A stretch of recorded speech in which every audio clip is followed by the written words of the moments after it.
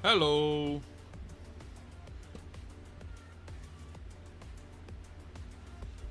Alright. Let the washing begin.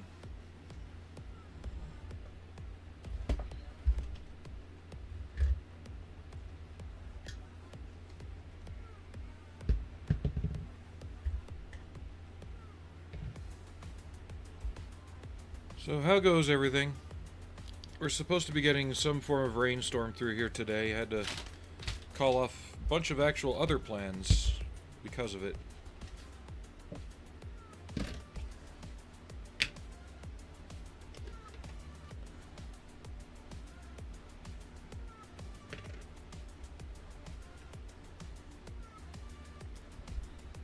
We're going to start with oil washes for the fine details. Then once we dull coat it, we'll go to the acrylic washes.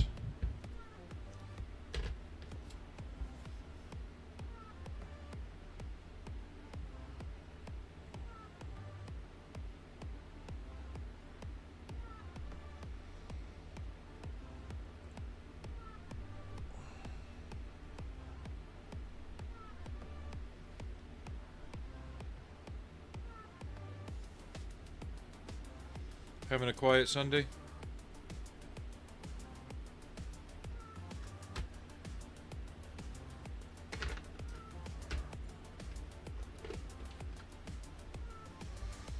I might have to get new oils soon. All these are old and leaking.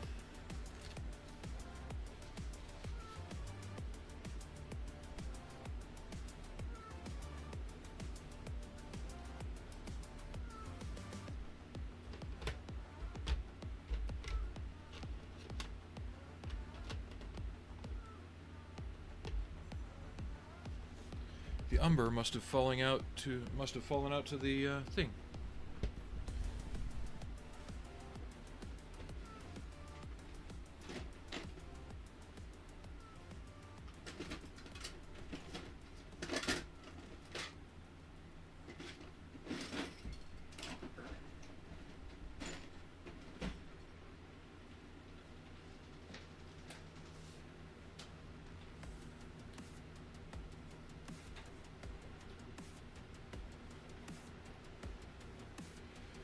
That's good. Yeah. The puppers got pampered.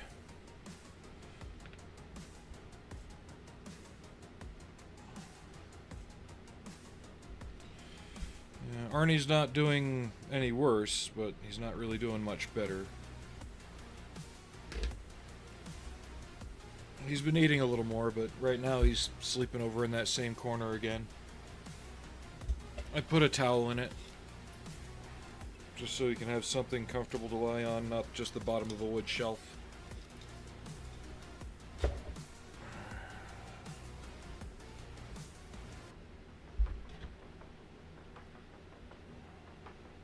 Who's under there? Hi, Frank. Hi, Frankie boy.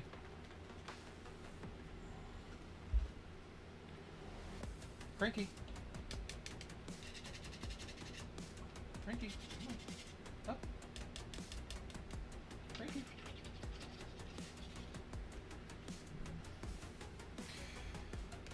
He's being doomed.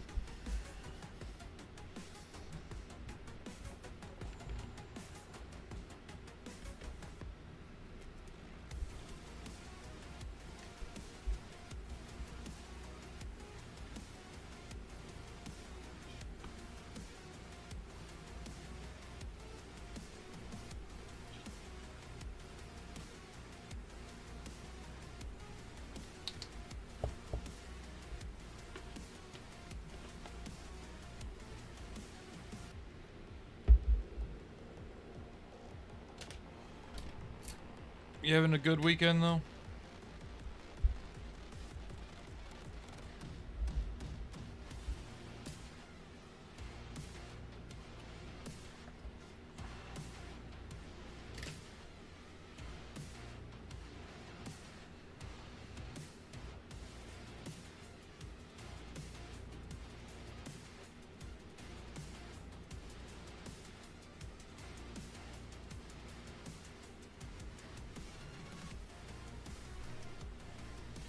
That's good. Yeah, I didn't sleep too well last night, unfortunately. 'Cause I wanted to get up at like 7. I had a Charlie horse get me in the leg at about 3 a.m. So I said fuck it and stayed in bed a little longer today.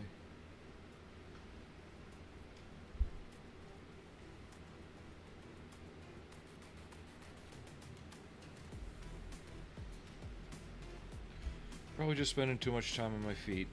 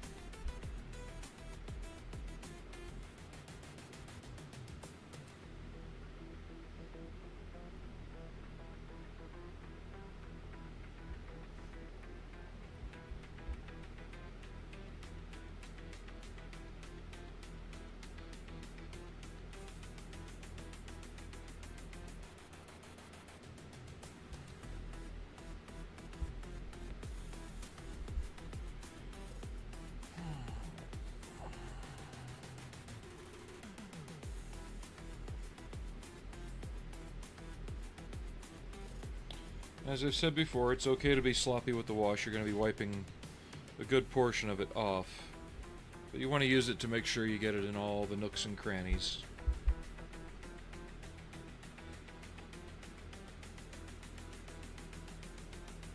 Others would say you have to be precise and apply it to every panel line. If you want. Be clean about it, but I've seen how oil and grease can stain paint, so I'm not too worried about being a neat freak.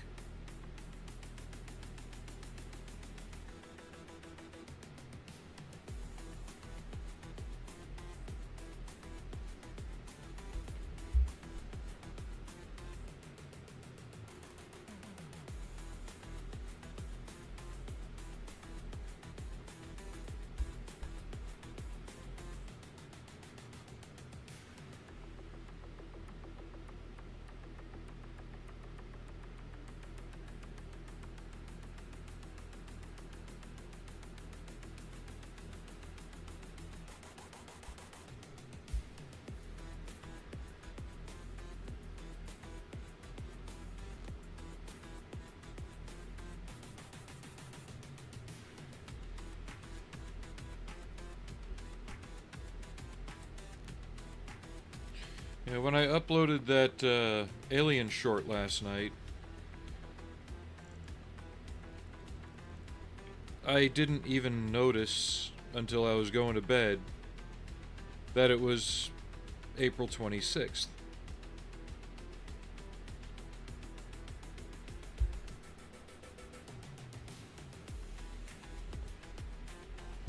(426) LV 426 from Aliens.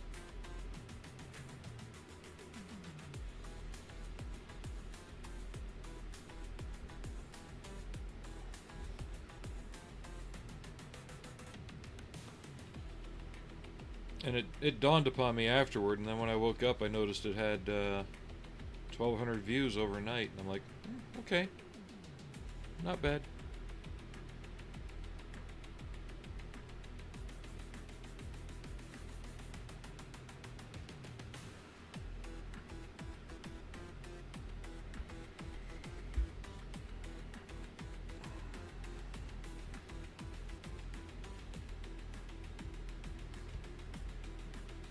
This is the question I was asking about, because I had like a skull with wings, like Captain America's head, and then this skull. I just wanted something to dress up the front of the airframe.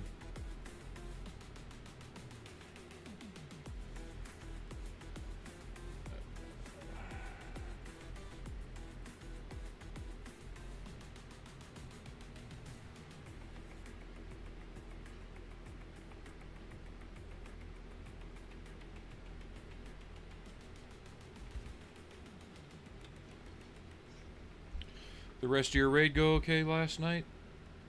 I was watching through most of it, but then I got busy doing something. I look up and I saw you logged out for the evening.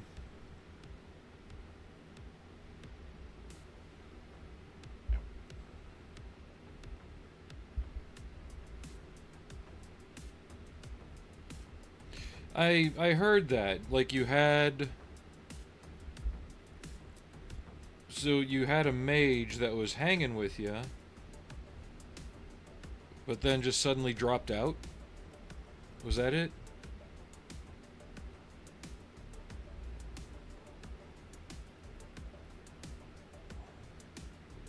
Or a healer, okay.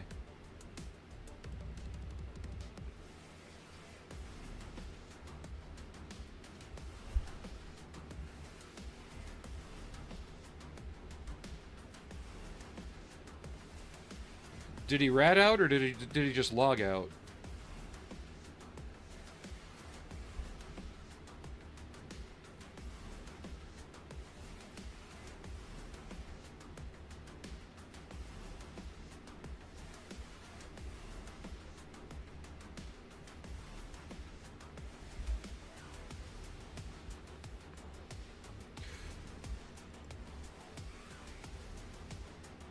Sometimes it happens. That's what RNG is.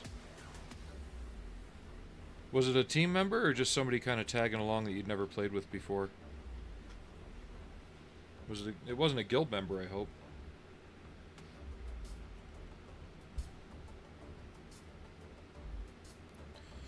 Ugh.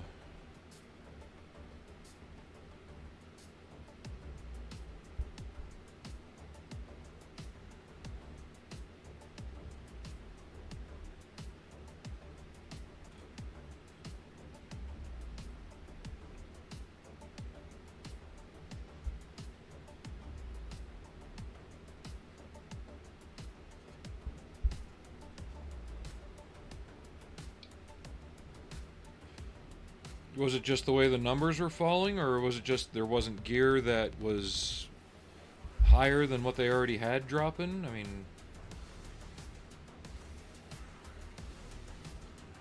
if it's just the RNG not working, there's not much you can do.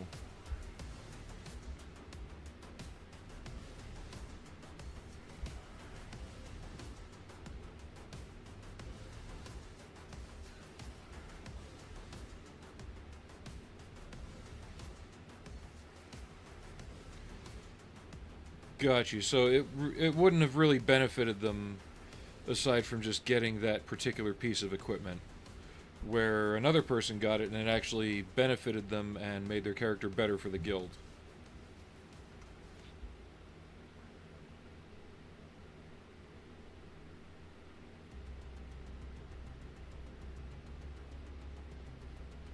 So yeah, Guildy was in the wrong for demanding that they get the gear.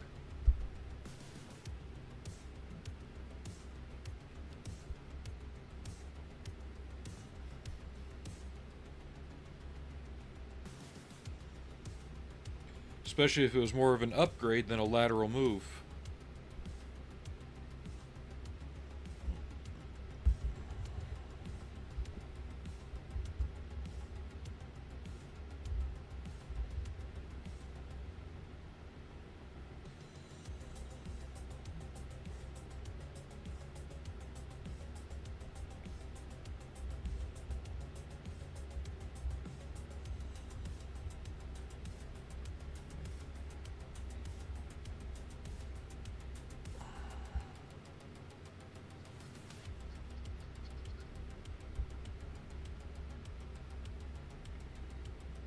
It's not like The Walking Dead where you can just look at a piece of equipment and go, claimed, and then it's yours.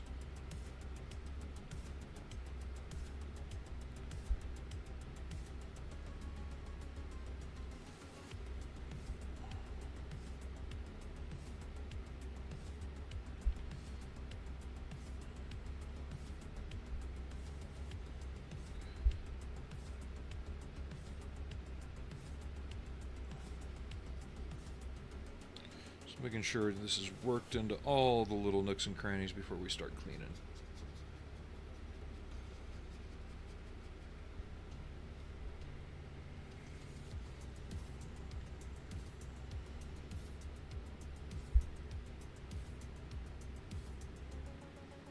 Because you can see it's already drying thoroughly enough over here that we can start removing in just a moment.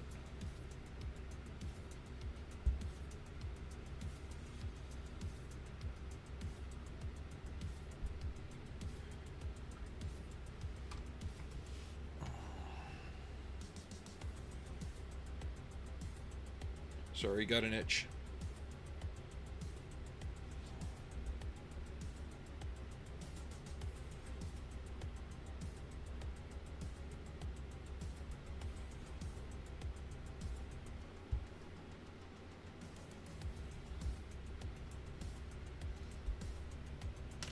Frankie. Hi, guys.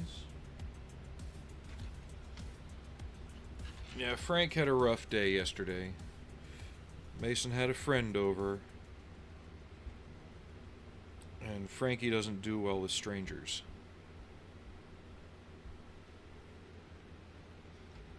Not in a mean way, but he was hiding under the bed for the better part of the day.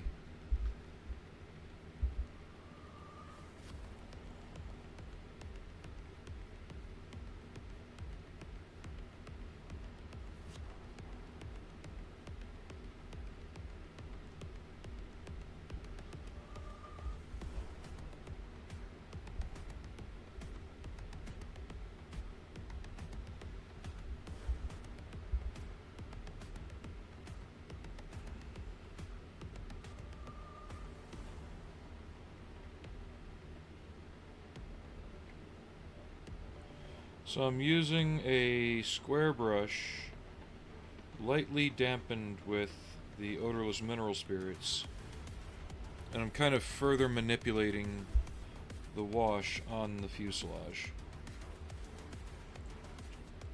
trying to get it to streak in like the direction of airflow, and then using it to kind of clean up between some details too.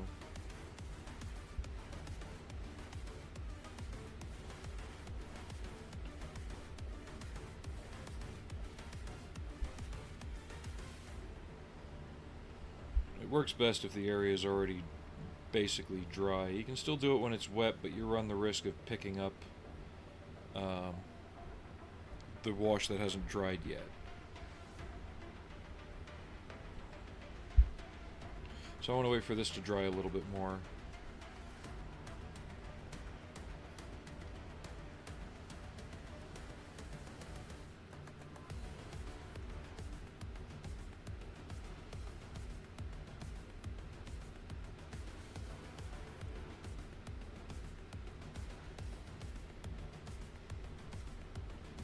Hey Fenrir, how you doing?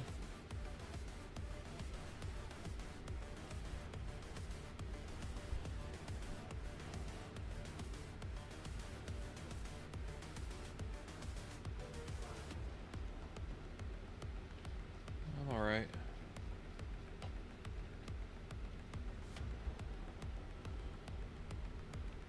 Just getting this thing dirty.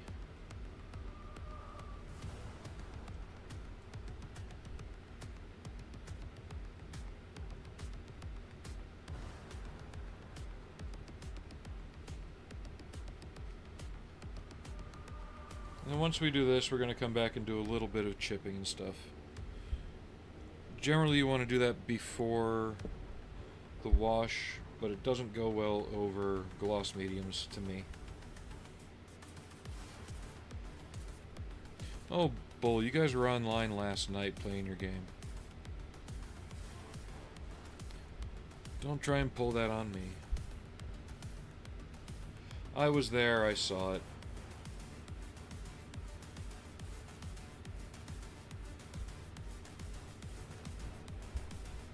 I was there! I saw the whole thing!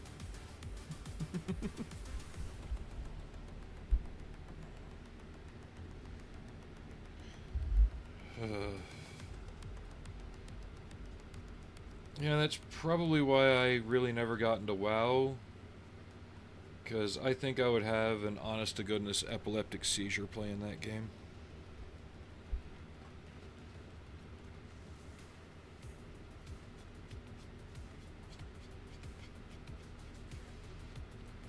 Okay, we might have to resort to paper towel wipes.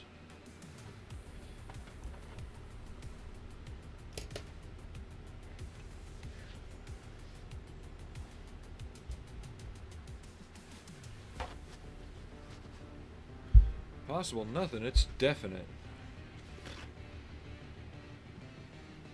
There's times in the battle I thought I had eaten a bag of Skittles and vomited on my monitor. There's just that many colors splashing everywhere.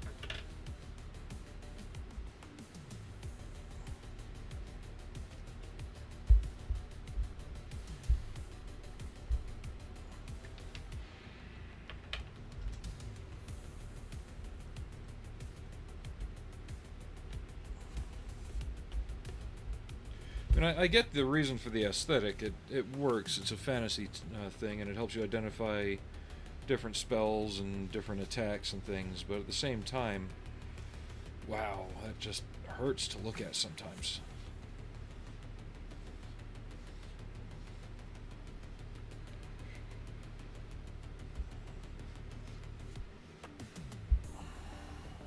Is that why they call it WoW? Because you look at it and you just go, wow. I know why they call it WoW. Don't think I'm that dumb.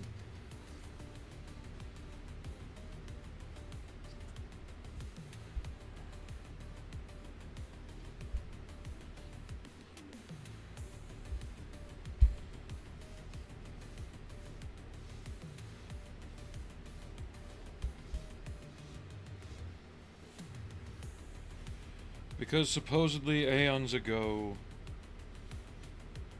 Blizzard wanted to make a Warhammer game series. They had a falling out, and Blizzard could no longer use the Warhammer name. But they'd already established a Space Marine and a fantasy game, thus had to rename them Warcraft and Starcraft. At least that's how the legend goes. And then it's become its own thing since then.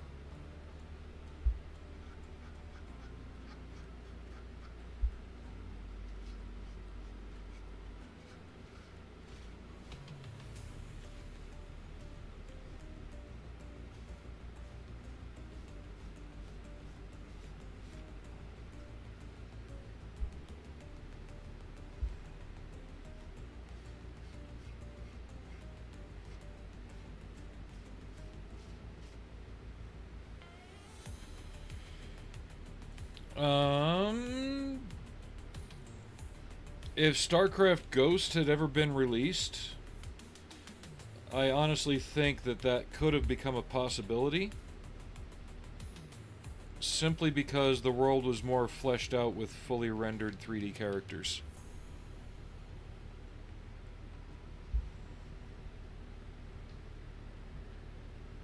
Because WoW originally started out as more of a single-player, not exactly a TTS, but something more like that combined with a dungeon crawler, right?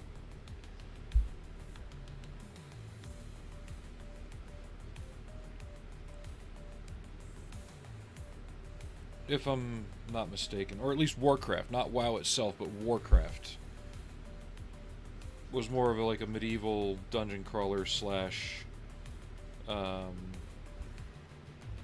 StarCraft style game.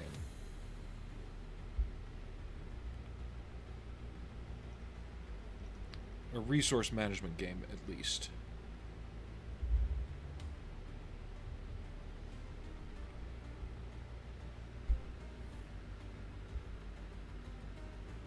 Yeah, the original Warcraft was an RTS, which then evolved into WoW.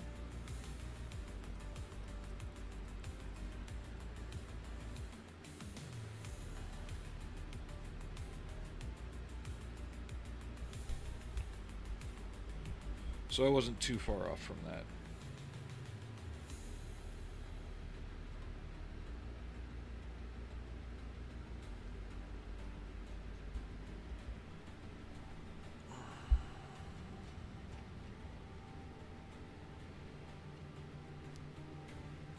I remember a friend that played it all the time in back in like 97, 98.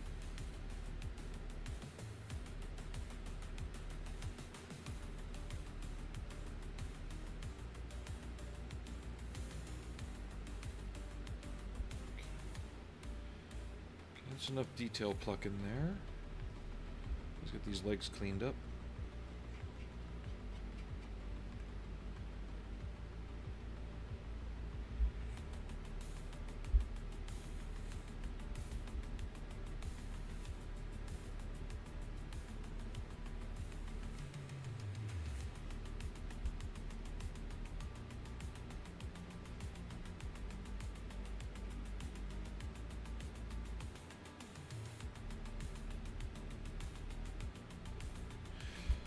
Unfortunately, that's an issue with something like Star Wars. It's what makes Star Wars great is also what hurts it. You really, outside of making movies and shows, you can't really do anything with it. Even if you go back 1,000 years before the Jedi, there's certain things you have to adhere to, which could have greater ramifications in the story if you're not careful. WoW is its own thing with its own world that basically you're creating the lore as you go. By the time the Old Republic came out, you had a pretty well established lore, and you're kind of trying to fit into it a little bit. Galaxies worked, at least to me it worked, because it existed outside that. You lived in a world where that lore was going on around you, right? But that was more... Yeah, that was kind of like... Not exactly like World of Warcraft. You could do your own thing and build things and stuff like that, but... I don't know, it's hard to describe. I know it still exists. There's some privately owned servers that runs Galaxy's Legends. And I believe it's essentially based on the pre-combat nerf programming. But yeah, I used to play Galaxies all the time. Till the nerf happened. Then I'm like, yeah, you know what, fuck it.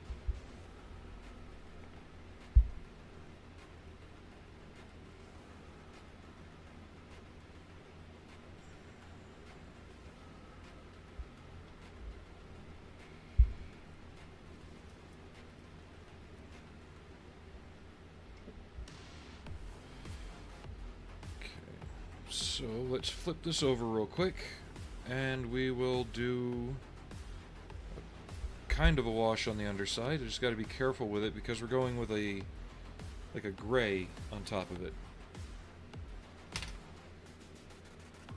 But yeah, I played Galaxies for a long time.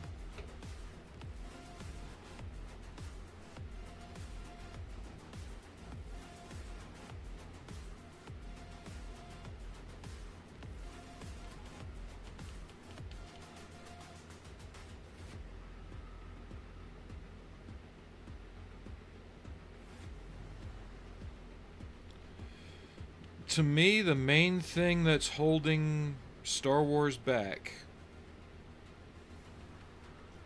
the main core element of it, is they're trying to make, like you said, set it centuries away, right? Yes, they do, Aries. Hey, Bonsai, long time no see. I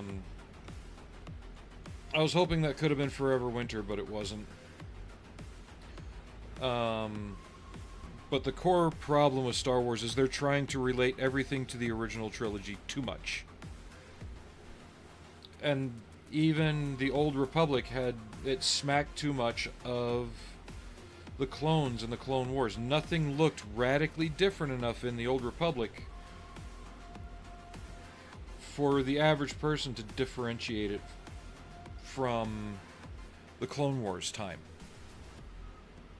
You know, all the armor looked the same. Just everything just looked so much the same that you didn't feel like you were in a fresh universe.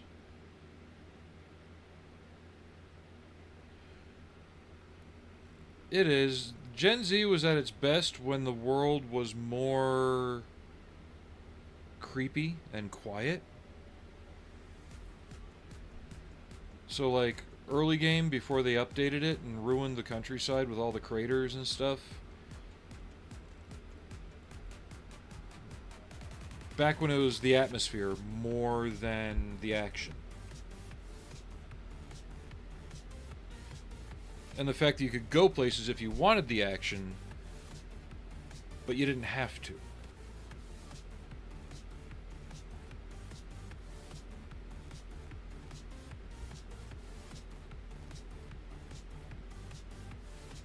The main thing I liked about it, though, was the just the mechanical design was so different from anything else out there. Yeah, exactly. Like, being the hunted and then finding an overpowered weapon was great, but when they released too many of them, then yeah. Because now everybody has their set guns. There's no real challenge to it. Even the boss characters, you've figured out how to basically cheese them.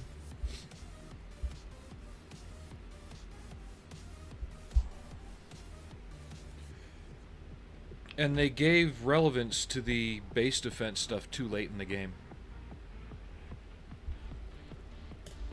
Like having to earn points to spawn the Reaper or spawn the Vulture. That should have been how it was out the gate, not just, okay, keep ramming things harder and harder until you see it pop up.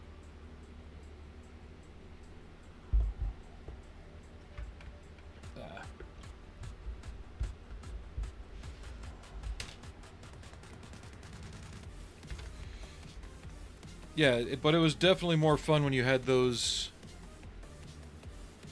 Exactly.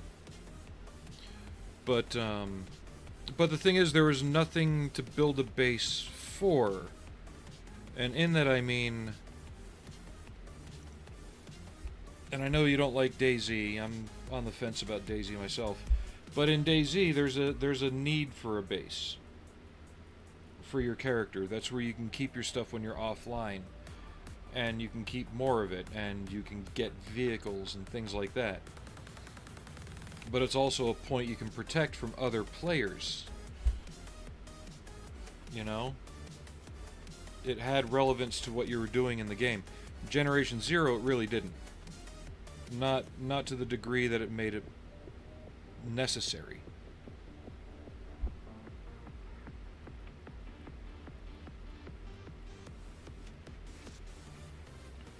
And now they've made it so it's a pain in the ass when you want to farm elements for different ammo types.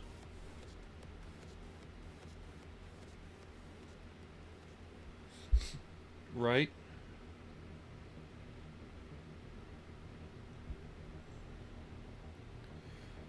And the thing is, you can play that original empty game again. You just have to delete everything on your system and then play it offline. So unfortunately, be playing it empty by yourself, not in a group. Not unless you did like a LAN party and everybody had the same build. That's what really sucks, is they remove the progression, and new players didn't get to experience how the place got worn down, how it got ruined, how it got blown up, and what blew it up.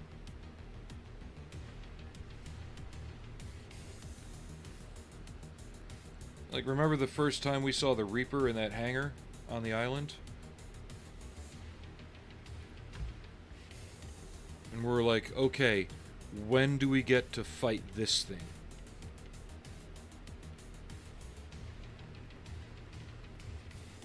It was that build-up.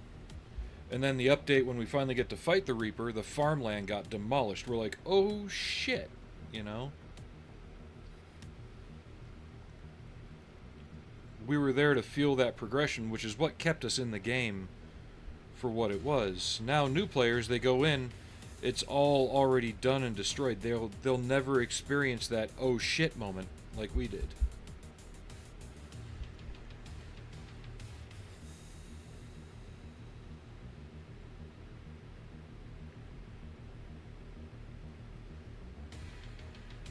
Well, even when Aries and I were looking at it, I'm like, dude, I think this thing has shields. And sure enough, a week later, somebody dug into the files and activated it in the game early. Because the files were there, they just hadn't been turned on yet by the programming. And sure enough, it had an energy shield.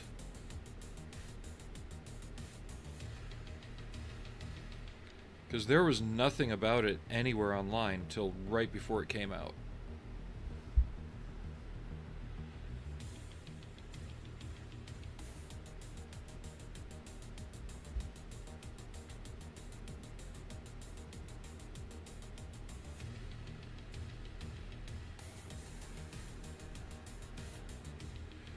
But the Reaper, the only thing that could have made that thing more effective... Hey, Flight Sim. Oh, not only the hunters, the harvesters, the Night of the Harvesters. That was crazy. And then they're dropping 3 hunters apiece, and there's... What was there, 6 harvesters at the time?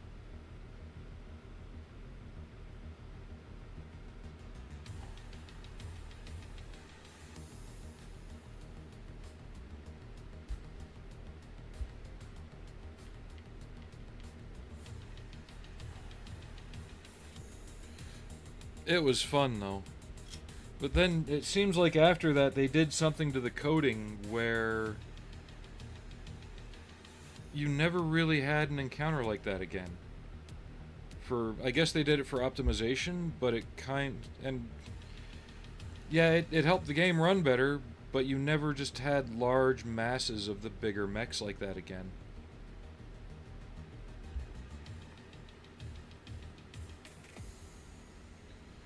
And the Russian stuff was designed by a completely different studio, which is probably why it had so many bugs added to it. Because the people who did it weren't the original ones who worked on the game.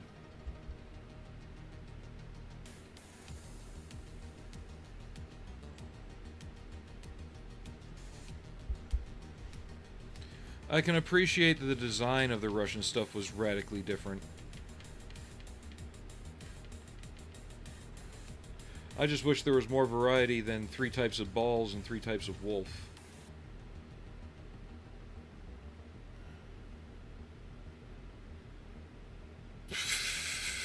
Really?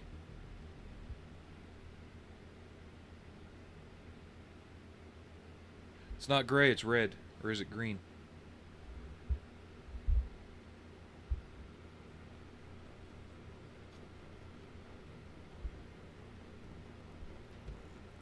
Or you mean in your head? Oh, it's basically just a contrasting wash to pop panel lines and details a bit. Most of it's going to be removed.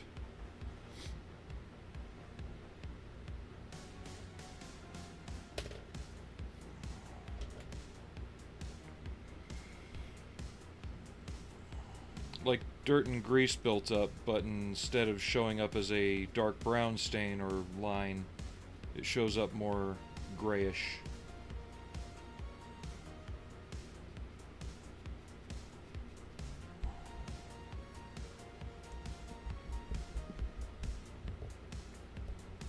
It's just one of those things, in case you peek underneath, you might see the detail.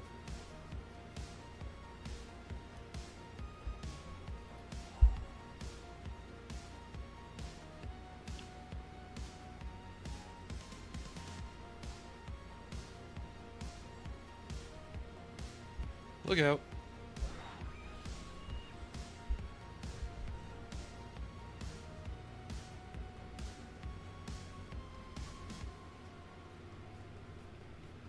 And it makes the black underside a little less monotonous.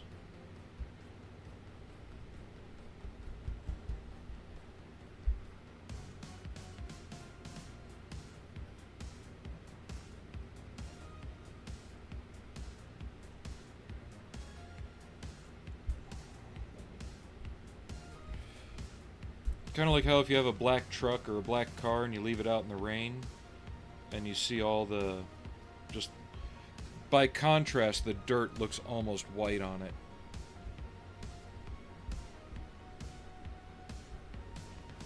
Same idea here. Just all the dirt and dust that's collected on it gives it a whitish stain feel.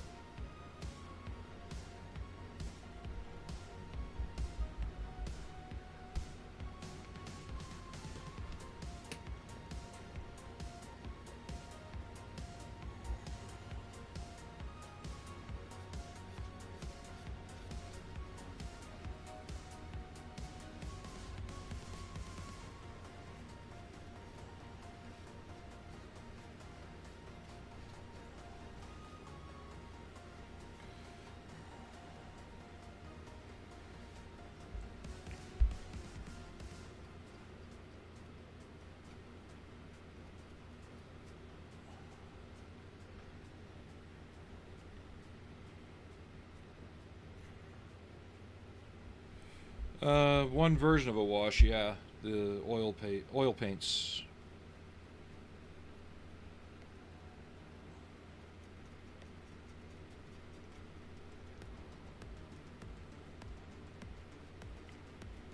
I'm just blending it, feathering it in.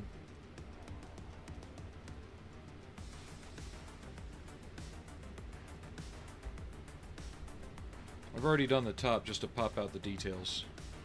We got more to do. I just have to dull coat it first. Then we'll switch to the acrylic washes.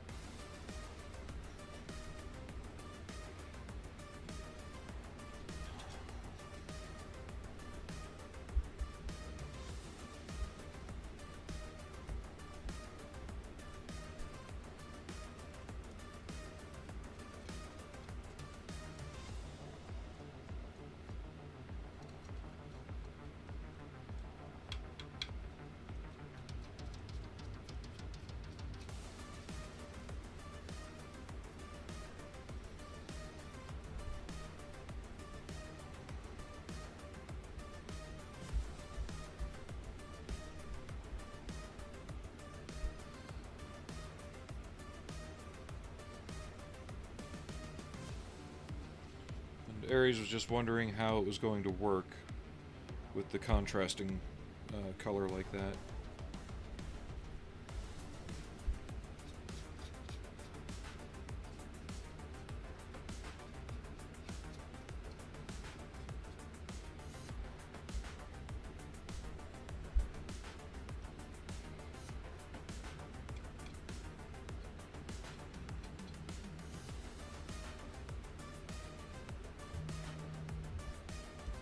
Why am I... Oh, wife's calling. Give me one moment.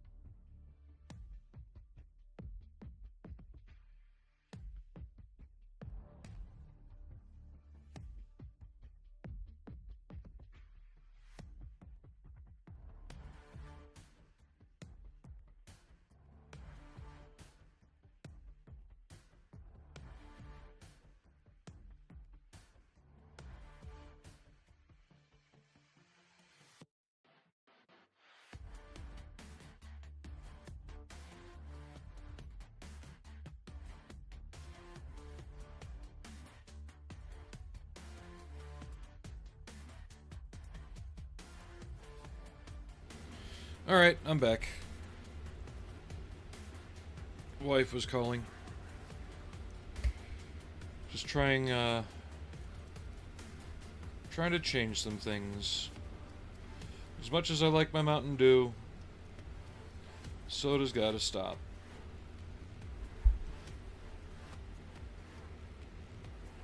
So I was just explaining to her that I just need better things to drink, like any kind of apple juice or orange juice, anything that I can not have to store in a fridge but not be soda.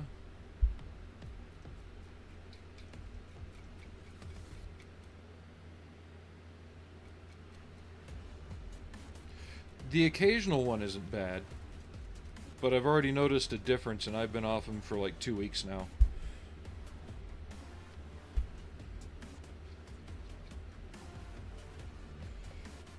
I haven't been as bloated.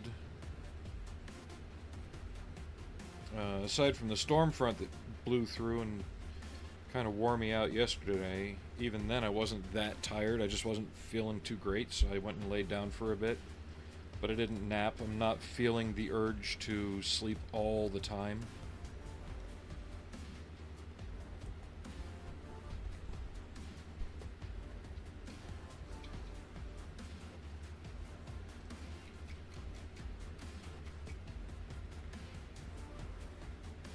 But you see how it just looks more like a dusty, dirty buildup and not so much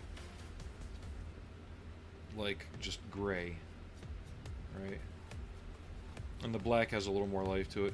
And we can even add more streaks using the acrylic stuff once the flat coat is on to simulate like more dirt with hydraulic fluid and fuel and stuff in it.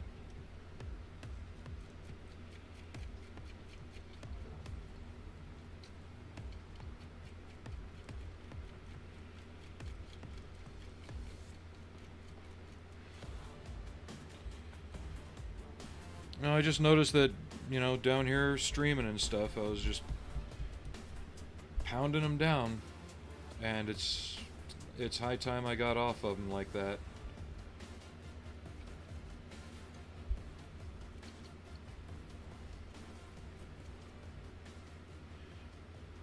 Hey Alex, thank you. Yeah, I did the decals last night because of having to use setting solution. That would have taken up a lot of stream time and been boring as hell to watch. So yeah, I just threw some decals on last night, let them set, sealed them, and now we're doing the wash. Then we'll move on to the flat coat. That'll dry pretty quick, and then we can move on to the acrylic washes for more subtle stuff. I've kind of learned how to play with those a bit more.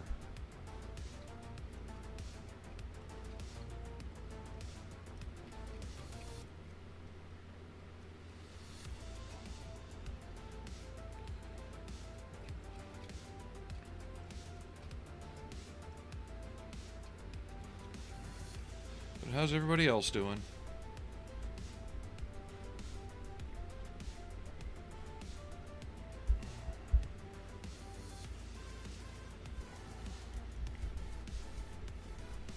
I'm just using a brush with odorless mineral spirits on it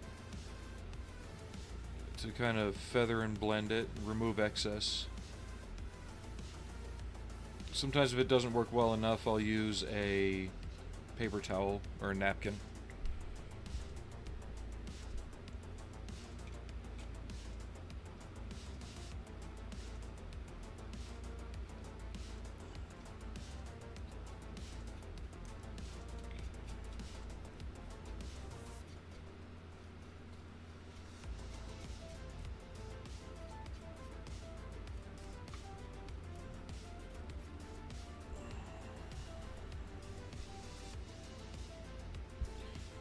How are things in Denmark? We're supposed to be getting some rain here today. Hopefully we get a little spring weather before summer decides to sit on us.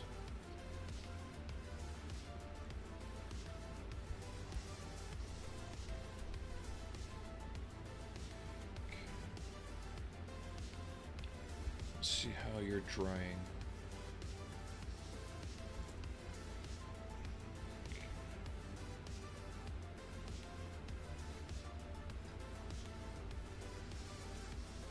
Yeah, I originally wanted to do more work on Defiant today, but after the clear coat was curing, I noticed the somehow the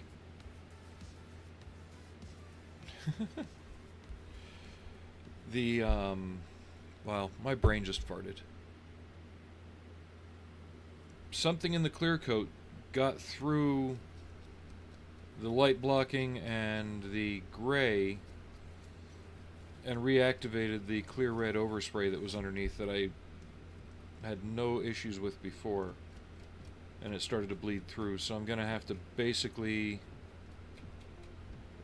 mask off, repaint that little area, and then reapproach that before I decal.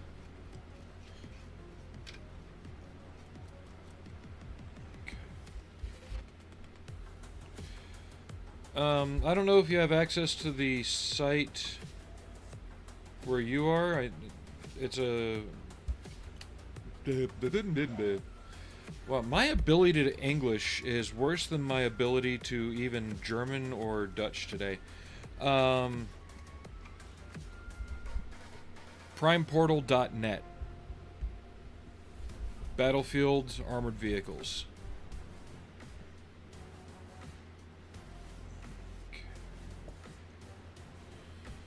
Well, the birds are singing here, but it's gray and overcast, and it's actually not exactly like winter, but you can smell there's ice in the clouds.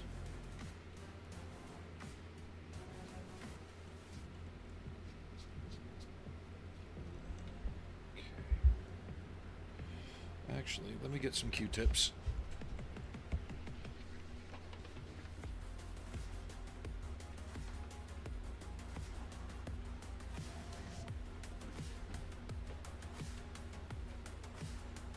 Arnie.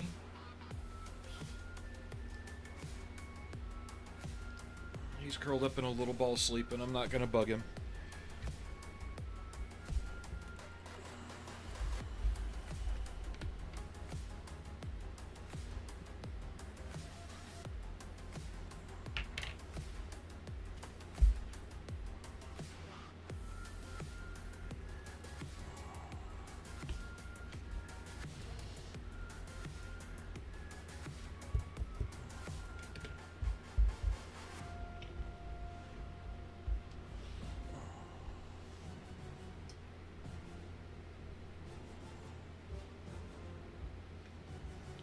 I applied a little extra wash to the cockpit when I was doing this, just to get in and around the cracks and shadows a bit better.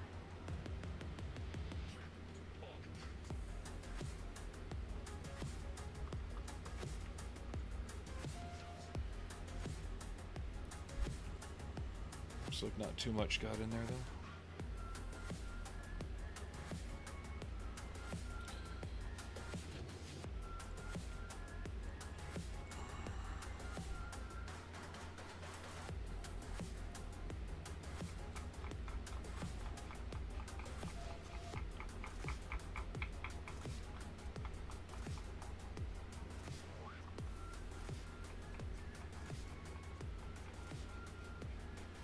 But today's pretty good.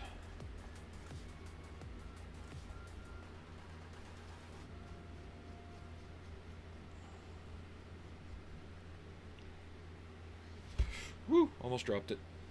That would have turned today from good to bad pretty quick.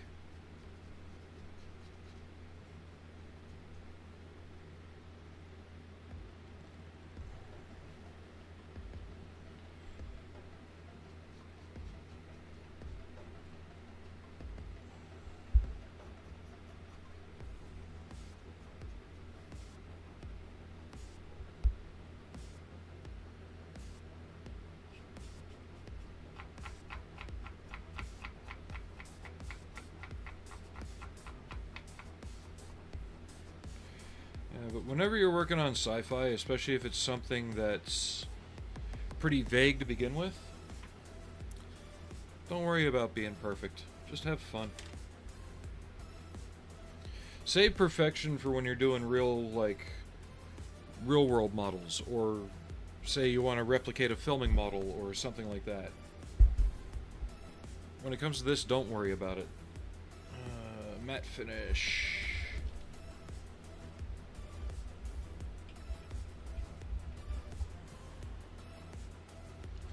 Satin, matte varnish.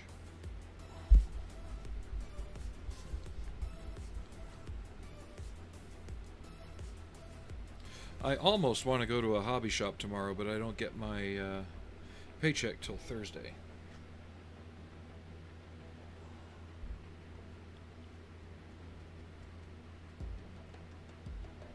There's two down in Salt Lake, and Monday's not a bad day to go because everybody's at work.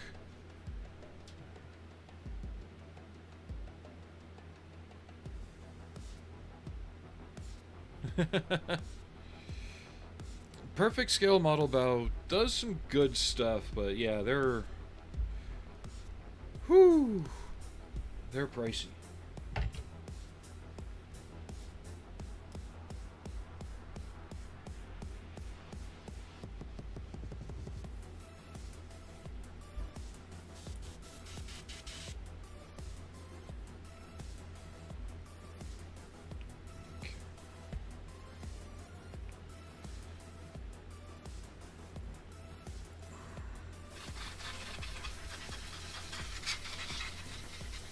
Right now I'm just blowing it with air to make sure I've got all the major liquidy pieces cleaned up.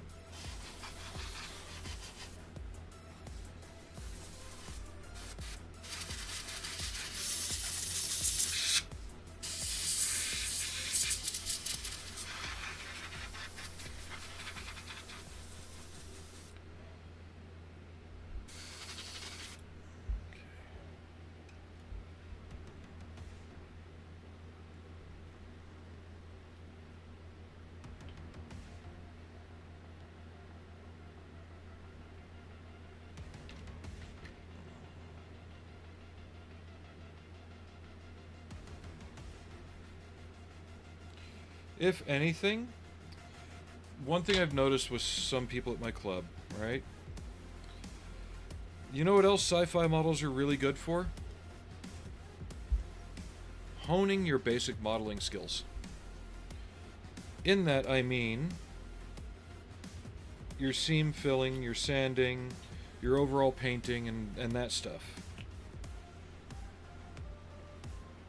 Because all the time I hear about people, I had trouble with these seams and this and that. And I'm like, how? You know? Not in a way like, oh, I'm better than you, but more in,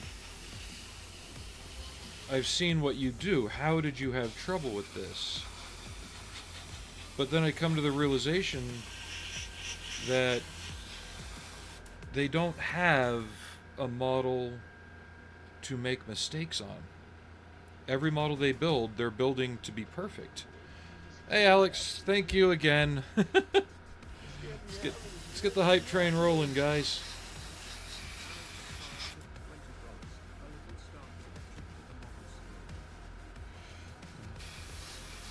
I'll have to double check and make sure they're open tomorrow. Some of them close on Mondays, but it's either tomorrow or maybe next week after payday. But I will definitely try and get down there just to see if there's anything new that's not on Amazon or anyplace else that I want to get.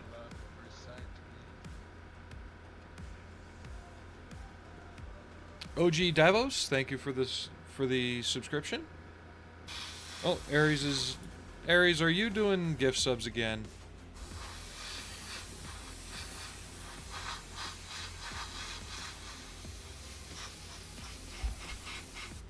Maybe.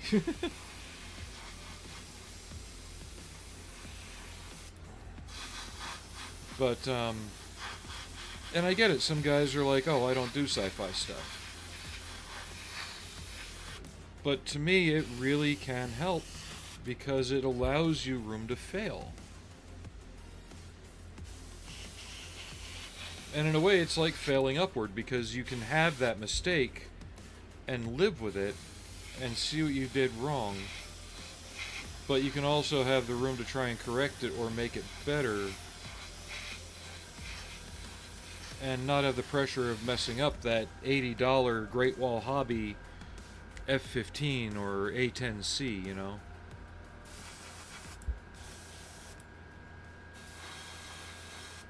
The sci-fi kits are still some of the cheaper ones on the market, depending on the subject. Not if they're 2001 models. Those are expensive because they have to pay the Kubrick estate.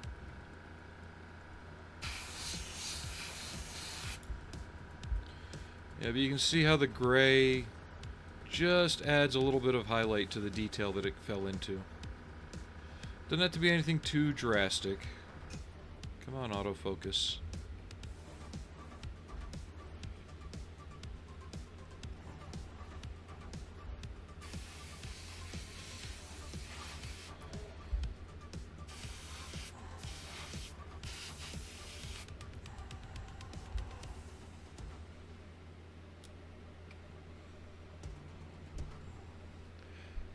Plus, the other reason for the trip to the hobby shop is to get the Camaro out and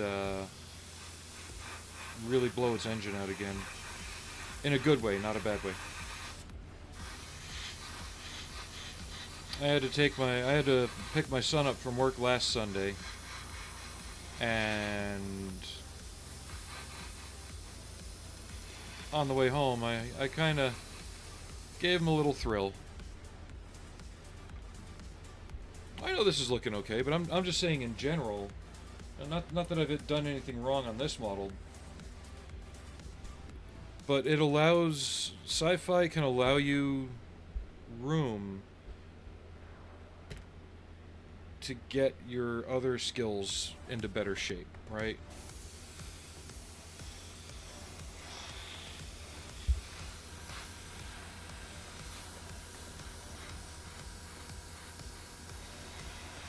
But all the time I just hear about the difficulties they're having on certain things that,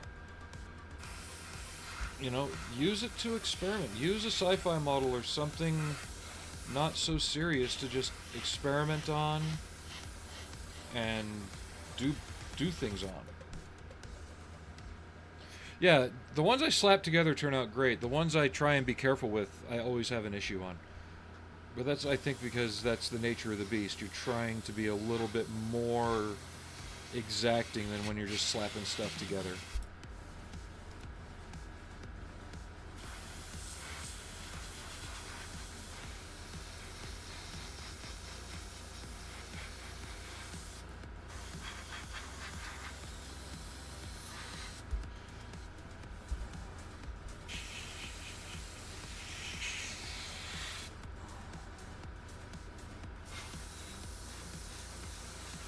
And you're always going to run into something you haven't run into before on any build. Oh, he's 18. He's graduating high school this month. Or next month, I should say.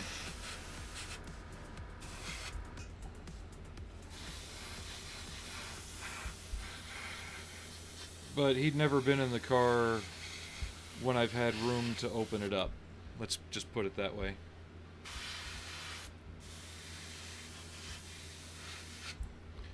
And let's just say the grin he had went from ear to ear, and if he tried to talk, the top of his head would have fallen off like a South Park Canadian.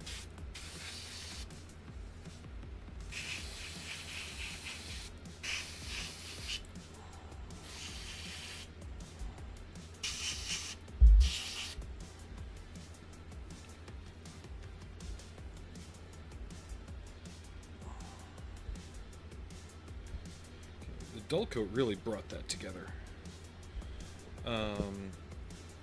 So what do you guys think of the stripes, though, with the fade on it? Is that something I should try and incorporate into future Machine and Krieger builds, if possible?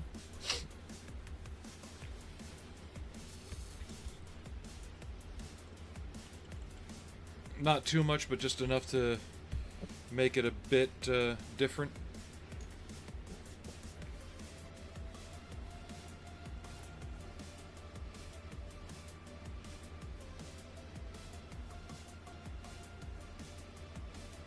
But the main thing I want to go to the bigger hobby shops for is they have evergreen and Plastruct supplies there, which I could use a top off on, and a wider variety of paints like Vallejo and Tamiya, where the shop around the corner only has Tamiya. Not that I don't mind Tamiya, but I need more than what Tamiya offers.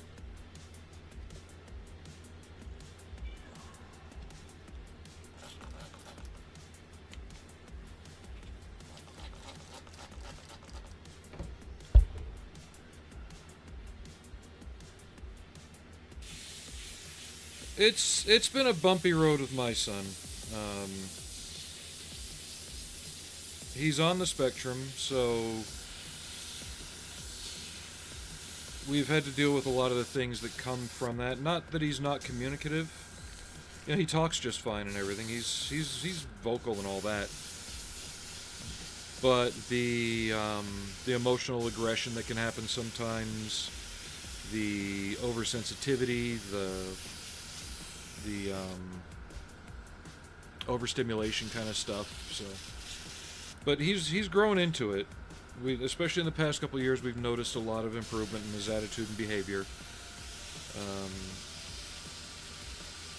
but yeah, there was some real low spots there, especially in his early teenage years.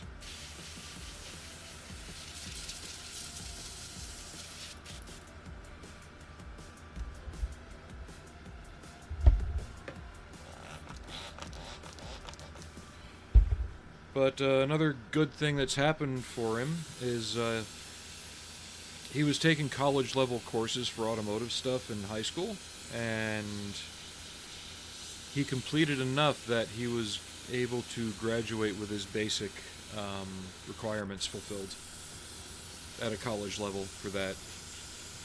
So it makes it so he doesn't have to take a lot of the cursory classes when he goes to college after this.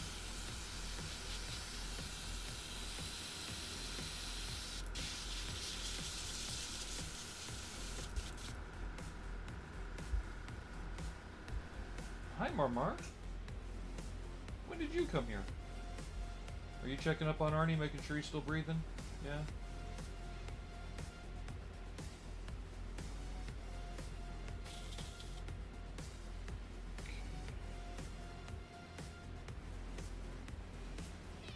Come here.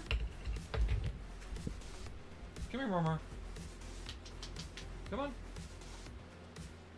Come here, Marbles. Come on, big guy. He's just whining at me. Come here. I can't pet you. You're too far away. See? Can't pet you. Come here.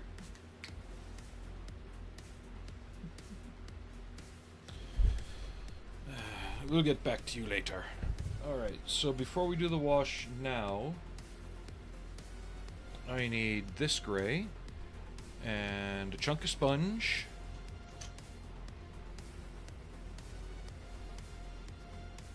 And we're going to get that sponge a little damp.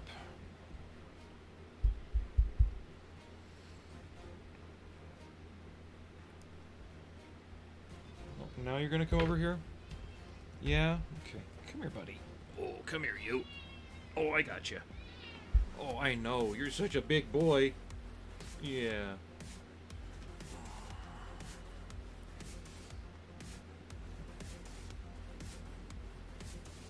Yep, here's Marbles. Hard to believe you're 11 this year. Yeah. There you go. He doesn't like being held. He's one of the ferals that I brought home.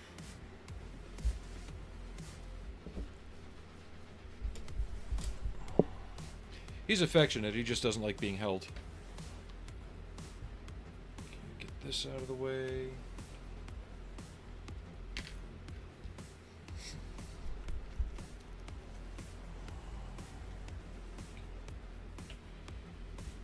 So I'm going to do some light chipping in the greenish areas. And then we'll come back with some light dry brushing to...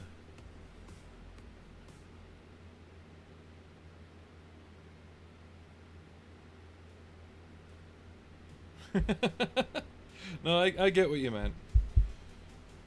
Yeah, doing the best I can with the abilities I've got. I'm not saying I'm the best either. Everybody's had their own mistakes, but you know, it was just one of those things. It's what life threw at me, so.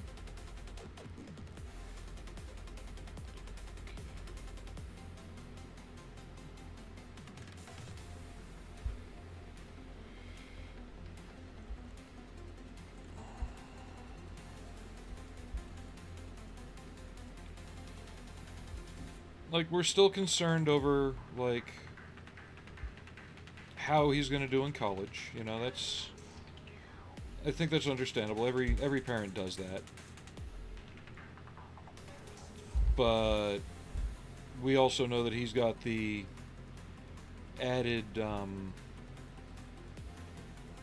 I don't want to say burden. I'm trying to discuss this where it doesn't sound like it's a detriment. Challenge. He's got the added challenge of his own way of being.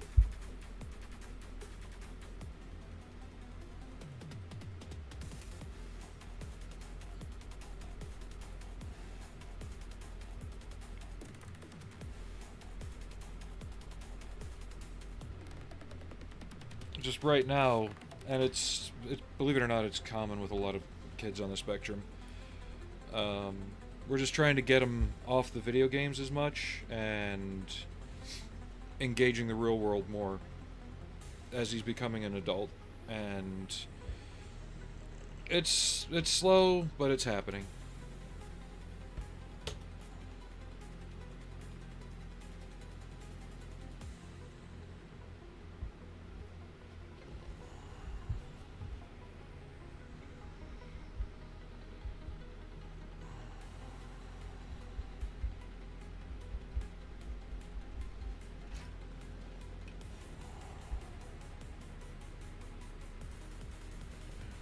I'm trying to keep the chipping mostly subtle.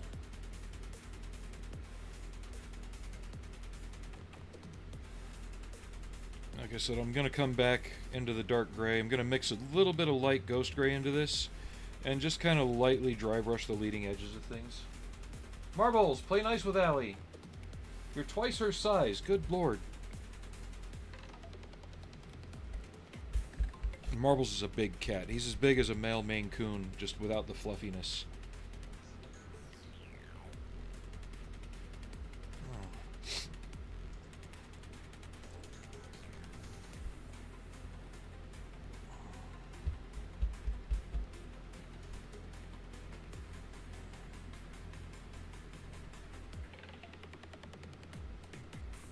Oh, God. What the hell knows? Come on.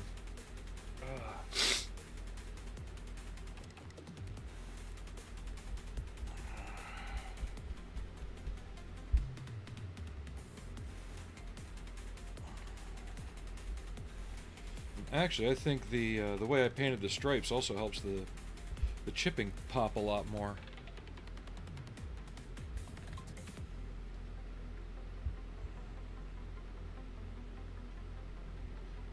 Just tried a couple different things on this one.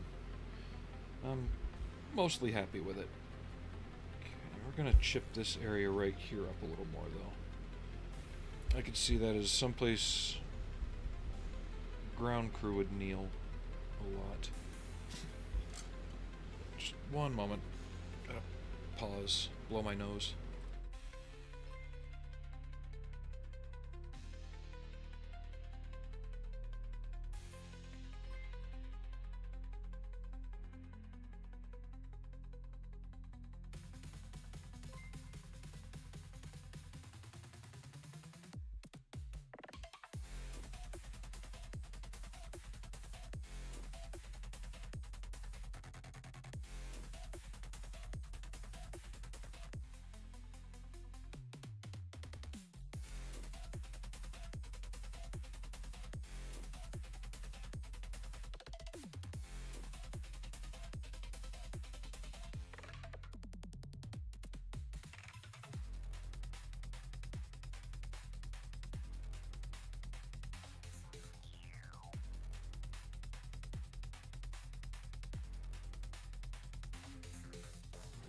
I'm back. Hopefully that took care of that little itch.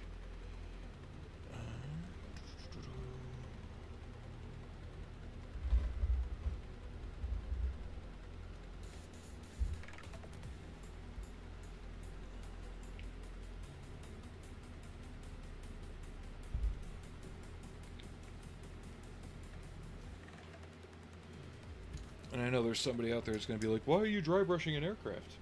Because you can on some.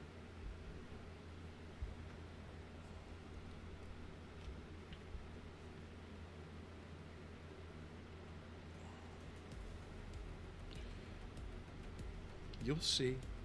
Patience.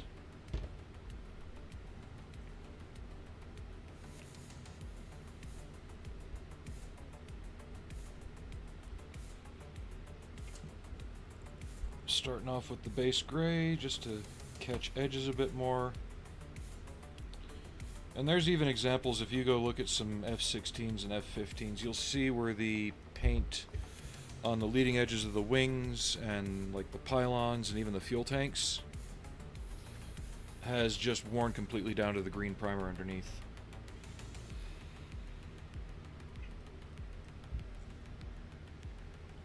Hey, you two, knock it off!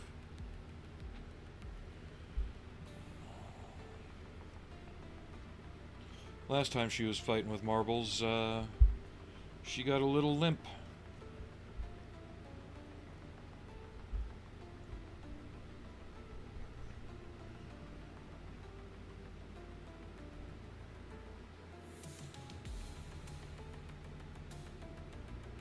Oh yeah.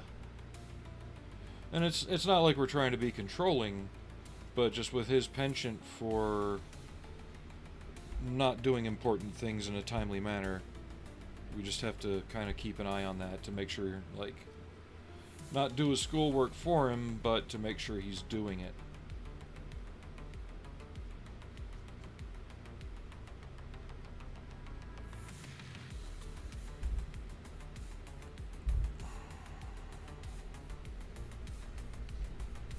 I'm just trying to go a shade or two lighter.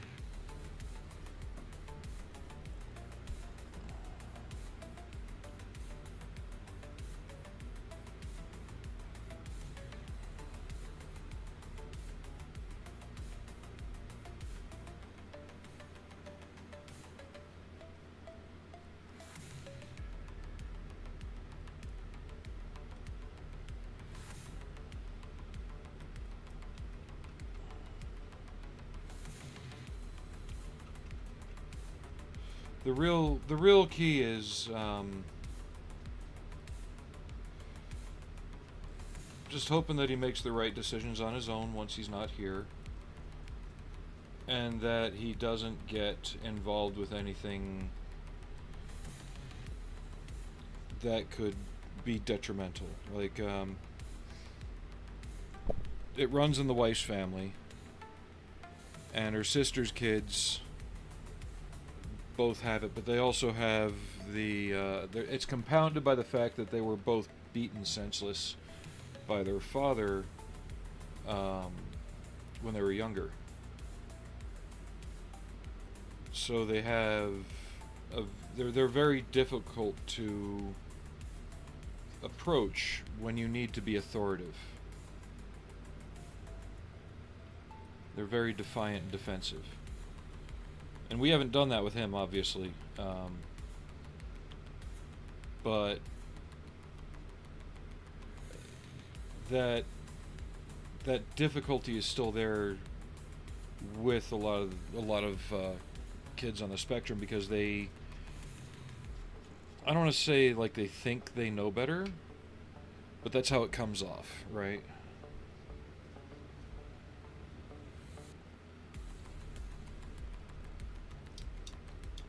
And the question is, you gotta know when to step in when that know-it-allness begins to negatively interfere. But I've seen the worst case scenario, and I know he's not there, but I want to make sure it doesn't happen too.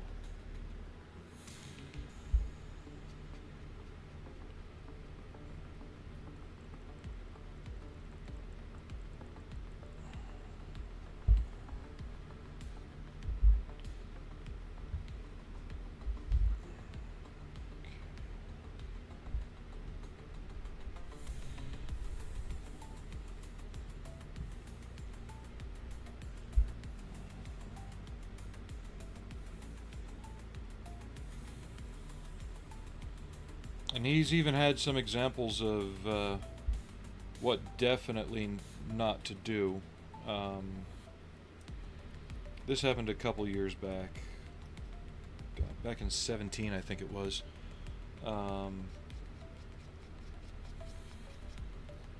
Wife's nephew came from a really troubled background. Same kind of story, abusive father. Um, Makes it worse, he's in the fucking Air Force. Um,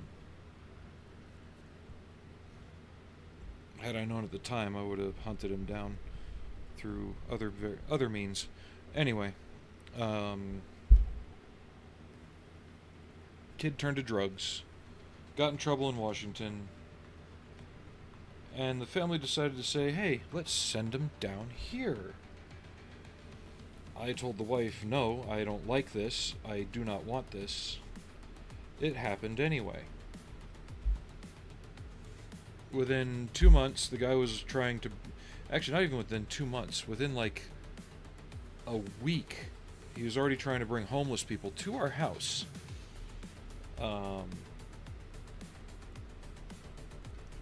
Because of his drugs and promises he'd make.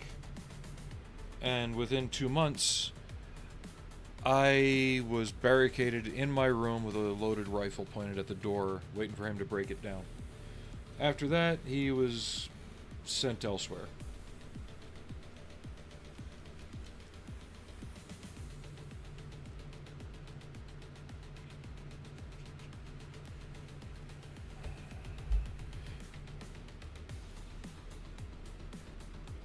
I was like, oh, maybe you'll be a positive father figure for him. I'm like, no, I won't.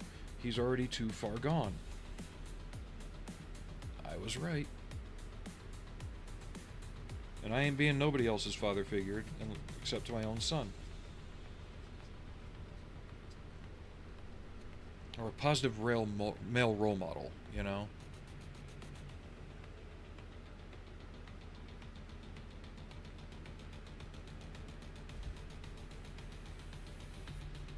But yeah, needless to say, I was not happy about that at all.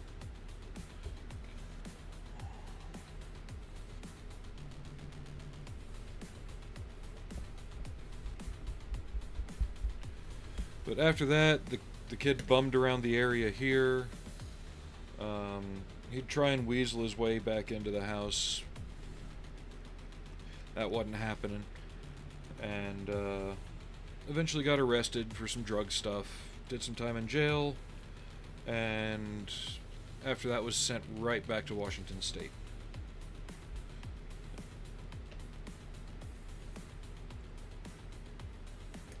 And shortly thereafter was back in jail. And he's also an example of the problem with the homeless that's happening lately. We actually got him all the state funded stuff down here, right? Like for his disability and all that, because he was screwed up in the head. You know, he was legally found incompetent and all that stuff. So the state, you know, furnished him with an apartment, food. Essentially, all he had to do was just hang out, chill, and essentially do whatever he wanted within legal means, right? Nope. He would rather sleep outside with the other homeless people up in Ogden than have an apartment with food, running water, and electricity.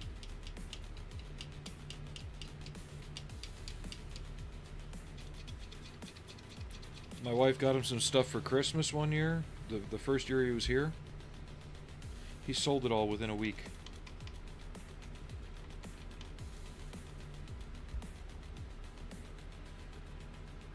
She got him a phone. Oh, I must have dropped it in a snow berm. Right. No, he sold it for drugs.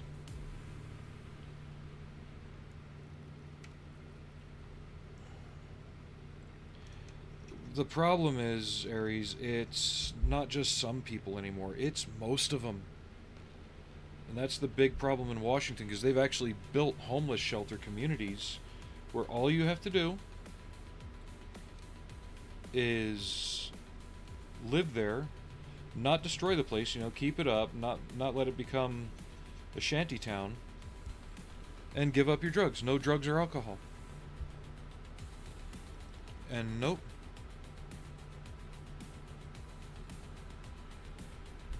No, the entire family's given up on this other kid. He's already in like his late 20s now. He's too set to really. There's nothing we can do for him. It's going to be a come to Jesus moment in his own life that's going to do it. If even that. He's probably had a few of those already and is just so completely ignorant to the world that it's not, it's not really happening, you know.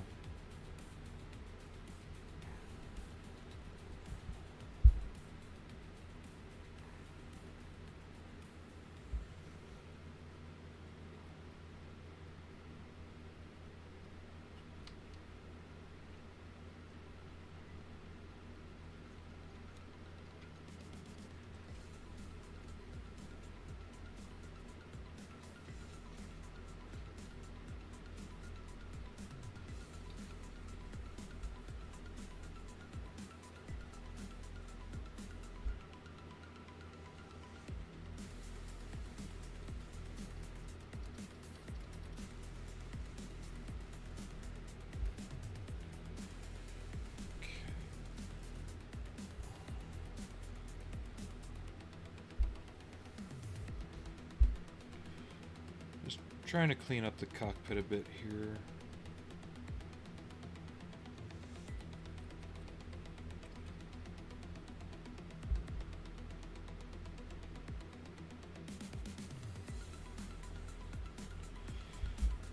But yeah, we tried, but as soon as he started bringing other people around and our own safety and security became a risk, and no accountability either. Like, you could lay out everything plain as day.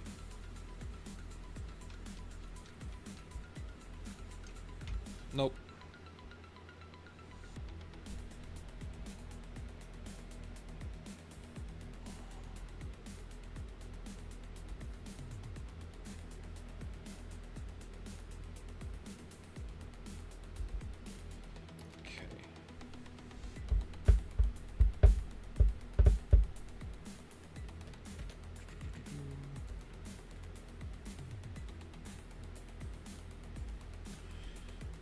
It's not a bad thing to talk about experiences you've had in other areas.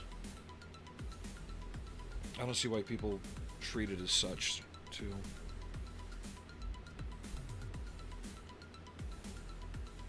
It's not like I'm giving away confidential secrets that'll get people to hack my house or something. I don't fucking know.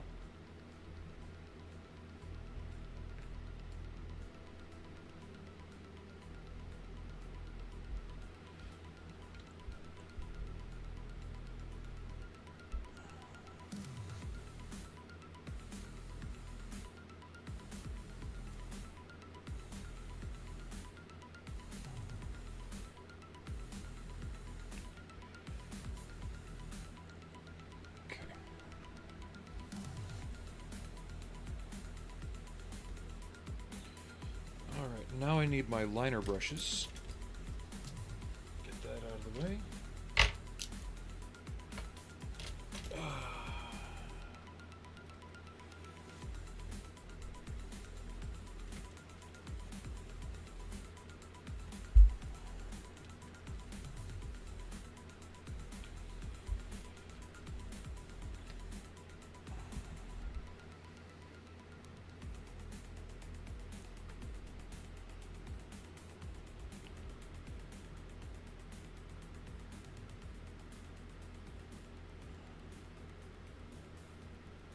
And now we're doing the acrylic washes. They go on dark looking, but when they dry extremely subtle, so sometimes 2 or 3 passes are required. And you can also take a brush with a little water on it and go in and blend them around too.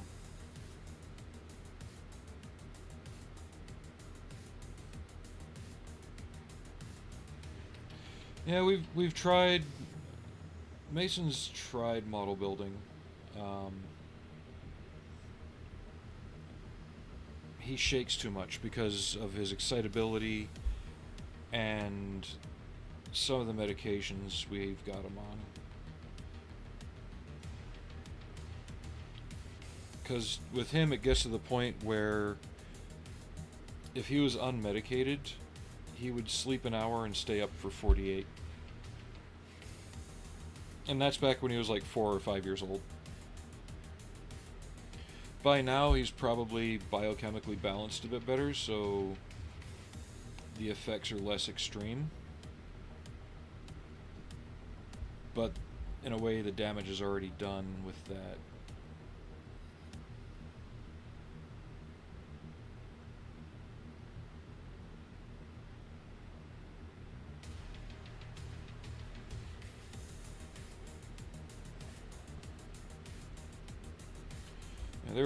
There was a period of time back in 2012, 13.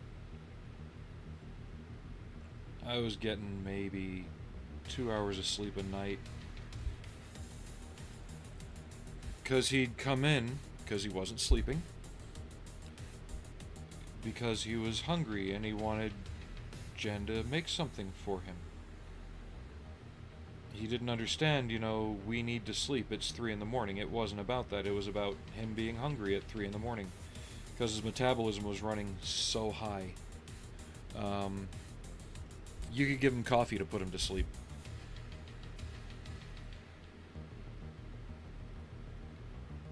That's how just overrun his body was getting. That you had to use stimulants to knock him out.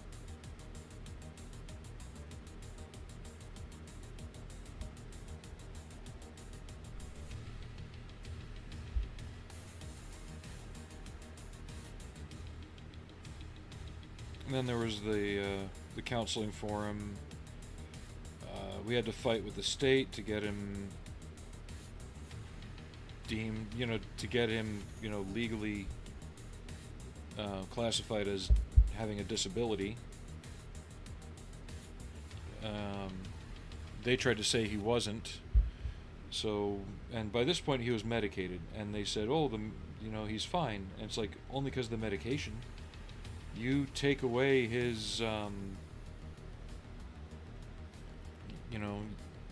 the time we were really going through a rough patch ourselves, but you take away our ability to get these, and he's a menace, So what my wife did is she took him to the court session without his meds. And the judge immediately ruled in our favor.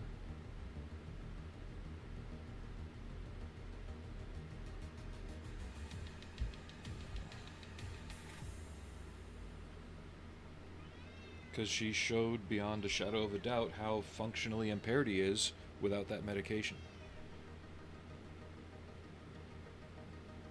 And they were like, oh, see, he's fixed. No more need. No, the only reason he's fixed is because of that. But you see how the washes are kind of bringing out the different layers inside the details compared to this side? Feels a little flatter right through here, where now you can see that edge of the metal.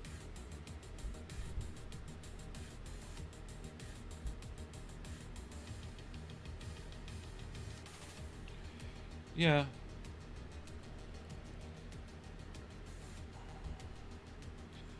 But just these things I've experienced is what makes me so skeptical when people say, oh, you have to trust people a little bit more, or this or that. And I'm like, I've seen enough that I know the outcome. I'm, not dealing with this. Does it make me a bit stern? Yeah. But I'm very wary of things that set off those flags now.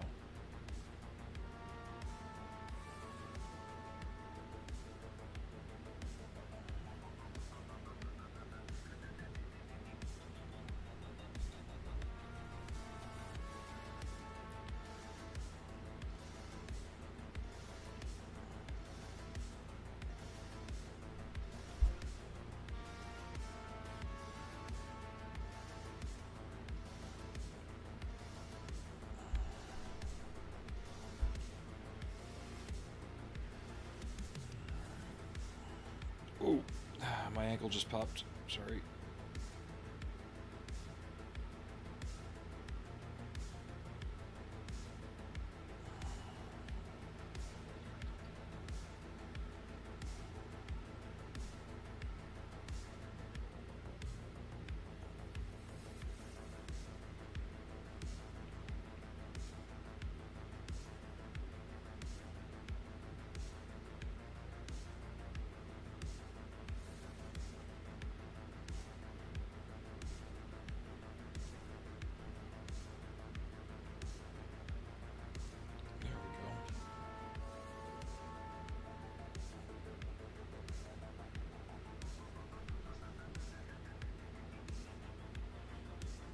Let's let this dry. We'll go to the other side, work on things.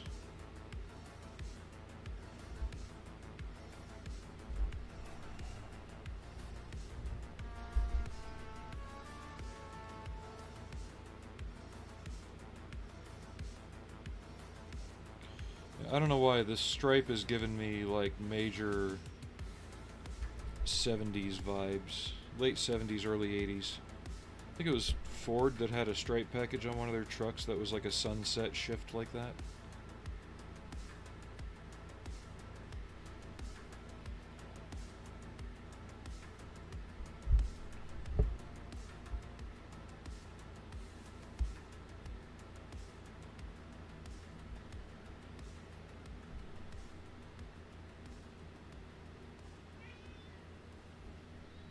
Marbles. Don't bug him too much. Guy just went over there and shoved his head under Arnie's head and laid down. He's worried. Arnie's basically like a surrogate father to Marbles. And mother.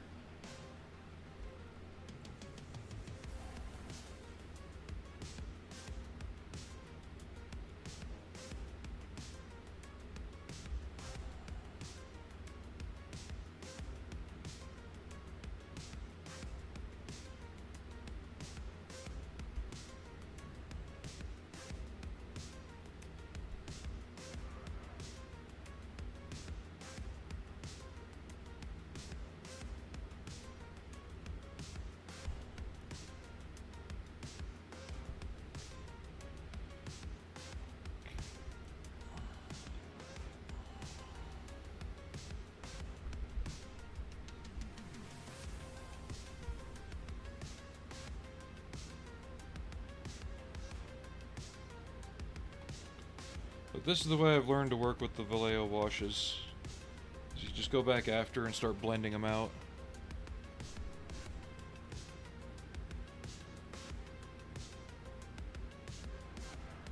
And it's best if it's done over a flat surface.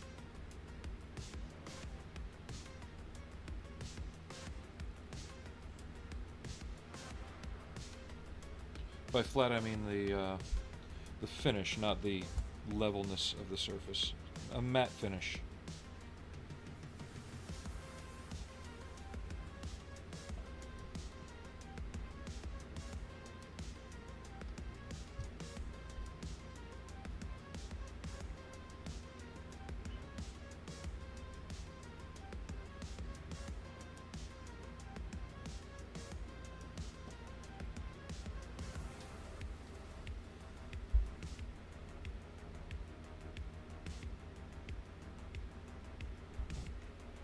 Got an ear tickle.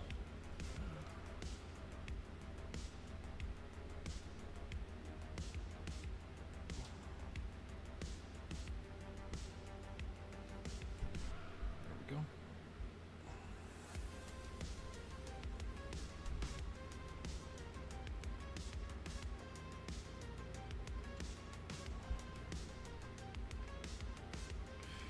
No, Vallejo. Yeah, one thing we don't use on this channel is anything that has ever been touched by Meg Jimenez.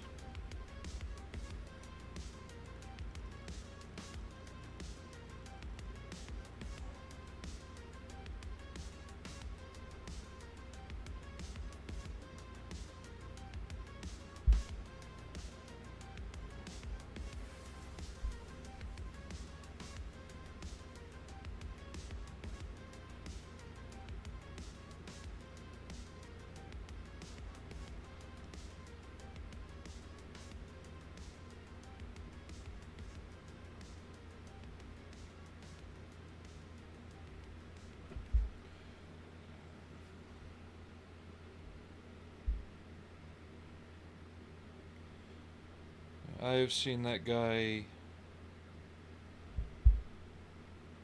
tell people they're building models wrong because they're not building it his way. Or they're painting models wrong because they're not painting it his way. So, no thank you.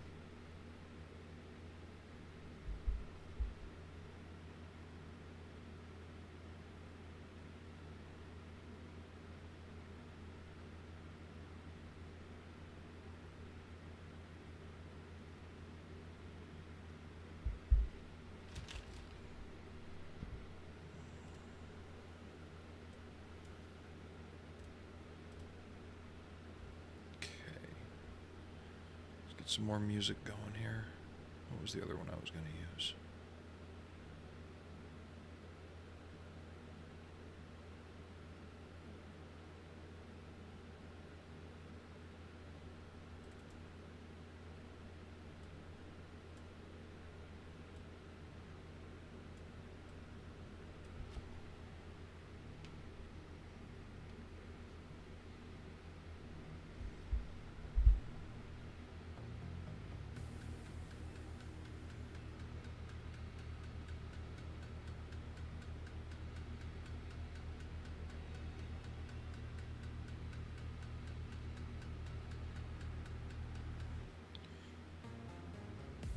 And honestly, MiG, AK, and ammo products are just way too expensive for what you get and how much you get.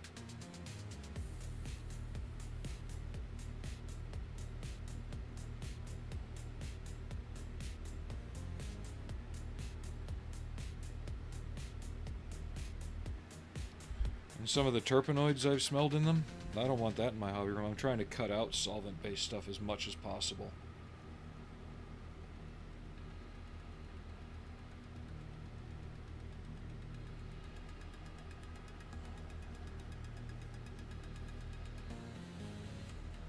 Yep.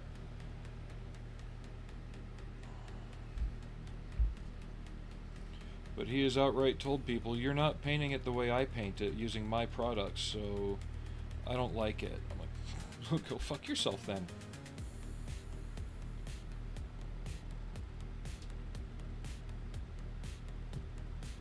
The one time I did try his shit, I didn't like it.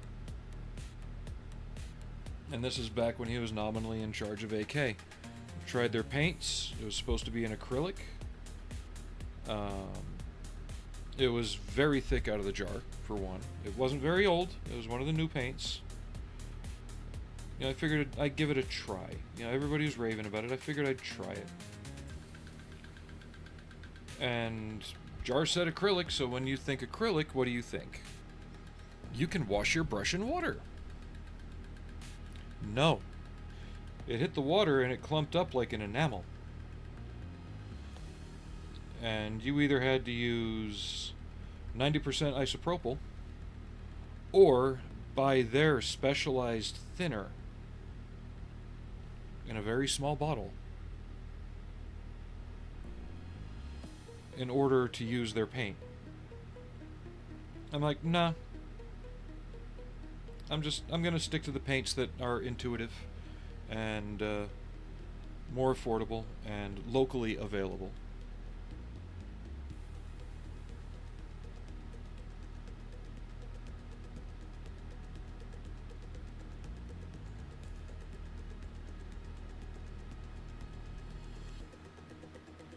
See, there's a lot of factors into what I choose to put into my models.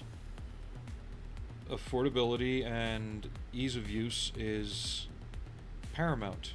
Especially if I'm streaming, I'm telling somebody else, here's what you do. I don't need to tell them, oh, you've already spent, you know, $80 on your model and another $40 on those resin tires that they said you needed to have. Oh, and here's another $300 on paints, but you need another three or $400 in other supplies in order to use those paints properly. Nah, we're not about that here.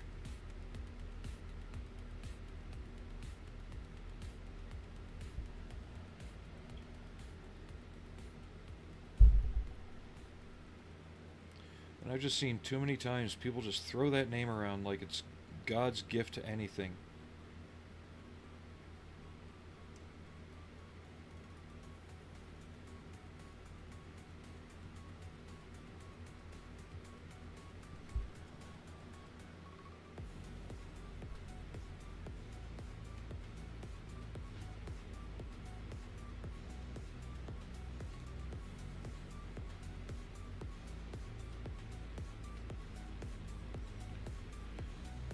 Shake the wash back up.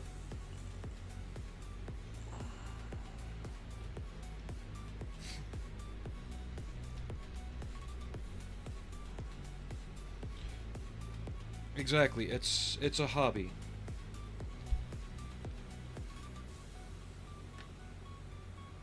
And I get it, the guy's got his brand he's got to sell.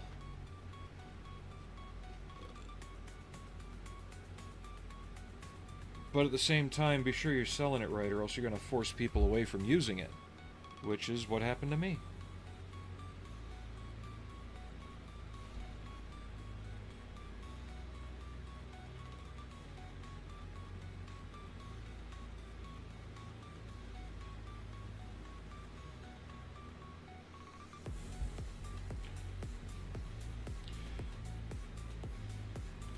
Put it this way. All the stuff I use is kind of like an Android phone. It plays nice with damn near everything out there, especially if you know how to use it right in the right order. All that more specialized stuff, it's kind of like Apple. It only plays well with itself, and to get it to work right, you got to throw more money at it.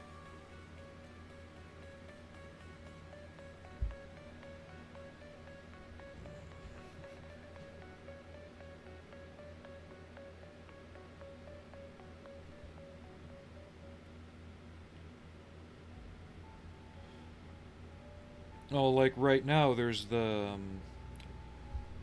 what's the brand? It's an Australian brand that's now making strides over here. They sell a lacquer-based paint. I'm sure the product is fine. I just don't have a need for a lacquer-based painting system. And I've seen some of my local club members having issues with it. Not bonding right or lifting and bleeding when they put clear sealers over it. So... again, like the whole thing with the Defiant with the red paint bleeding, that is something I know I 100% caused because I think I over-thinned the clear coat and it soaked through the paint and reactivated the red underneath. My fault. Normally, that wouldn't be an issue.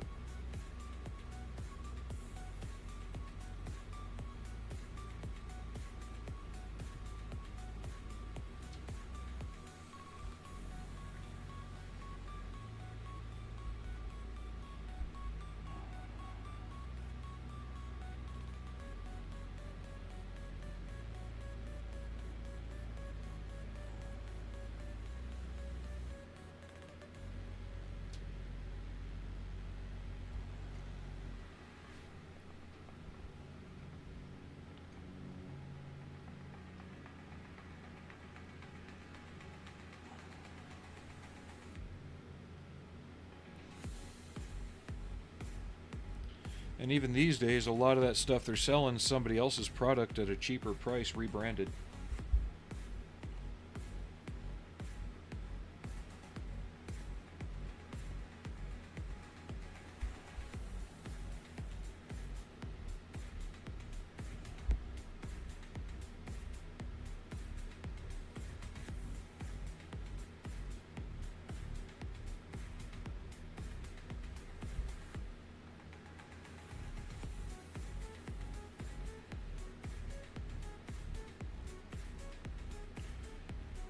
I'm glad that what I'm doing is showing up so vividly on screen.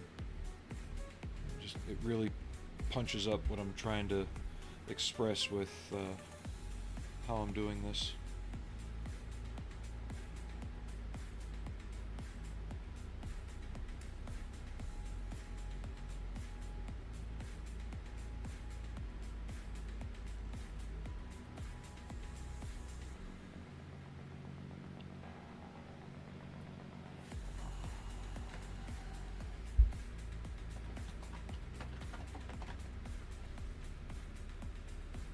Allie.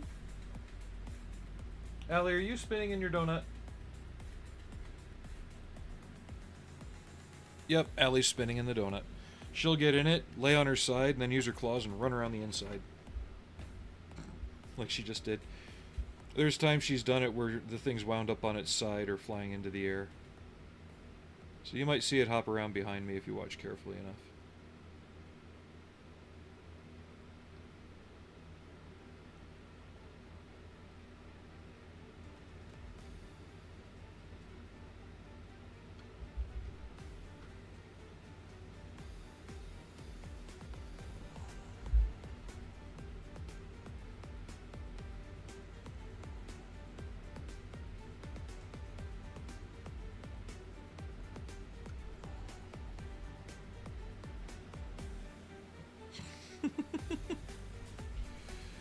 I love having my fur babies.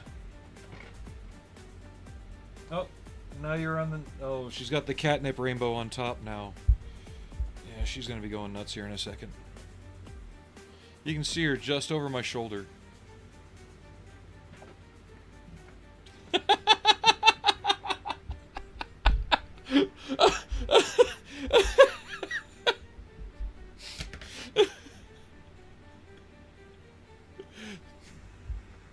The donut was there. It's now over here.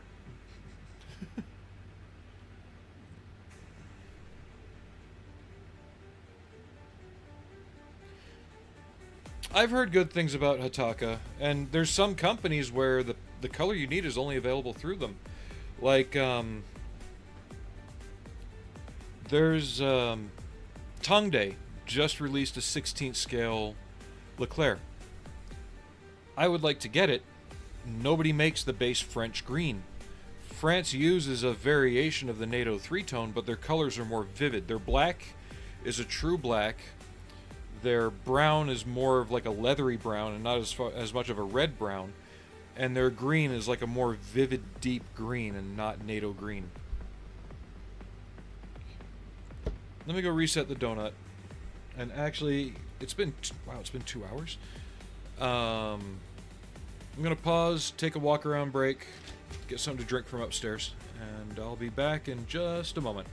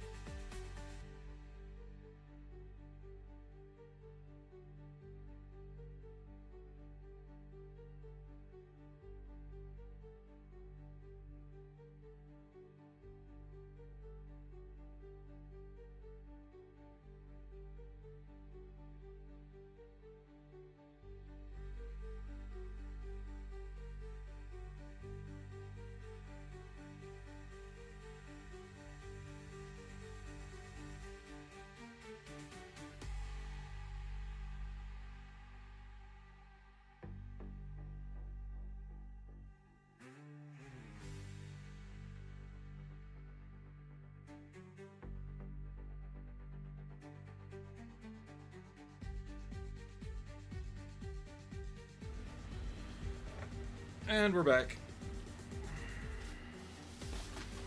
And Allie has the zoomies now. She is just going nuts throughout the house. So I had to go upstairs and get my juices.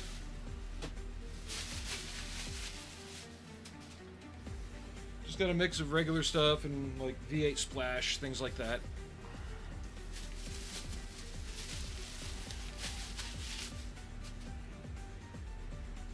Better than pumping Mountain Dew in my veins, right?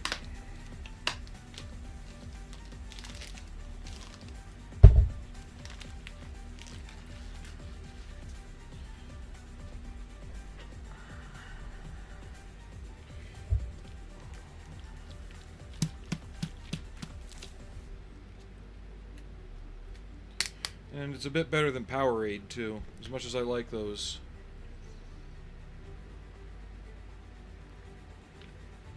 Ah. That's better. Why am I buzzing?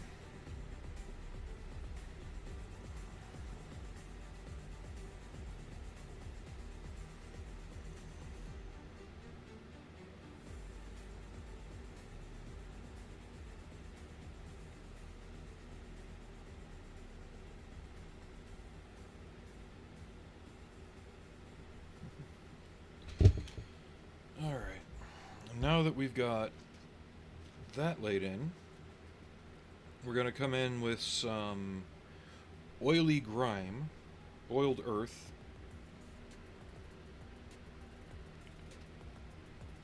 and start spreading this around, especially places like fuel access hatches, anything with like moving parts and stuff.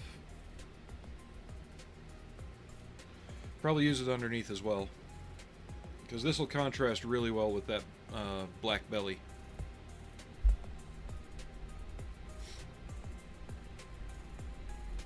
Yeah, the last stream when we were working on Defiant, I didn't even really notice it. Went for 4 hours. So maybe I should start making that my new benchmark on streams. So I'll be on tomorrow. I don't know when my next stream day will be after that. I haven't been able to see the schedule yet. I will not be on Friday, because I'm off 2 days in a row now. I have to work through the week.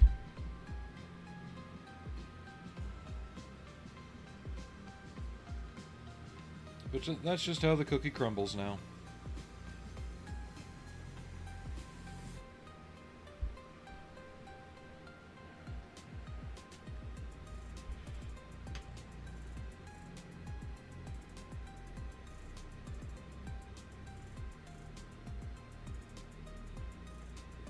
And this also just adds a nice warmer dirt tone. Because you gotta think, this thing takes off vertically. It's not gonna be clean.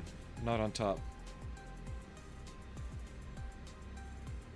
It takes off vertically using 4 rockets, for lack of a better term, because that's what they are.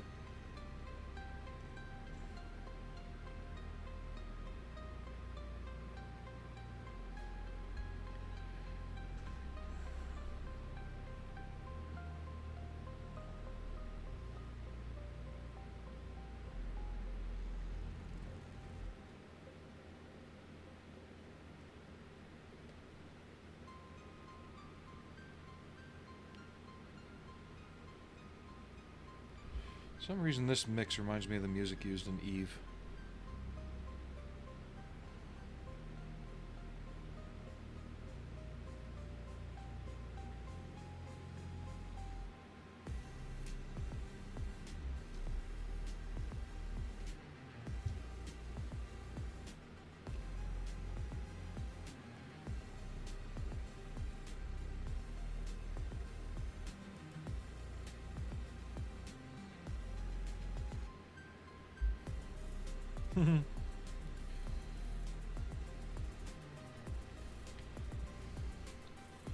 Yeah, just starting to get the feeling it's time for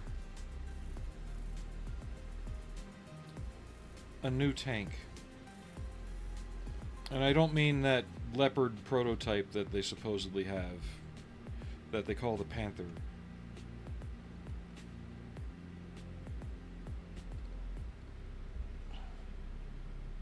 But we need something new from the ground up because the combat is becoming more asymmetrical. Not always a bad thing. Especially if it makes things last less.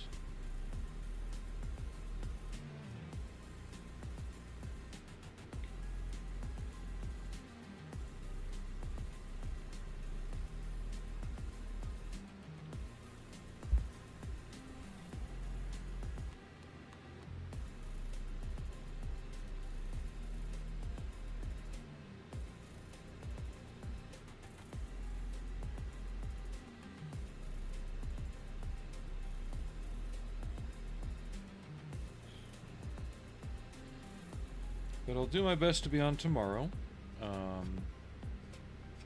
Probably around the same time, maybe a little earlier. If I don't get waken up by my legs trying to rip themselves apart, then yeah, we'll be on earlier.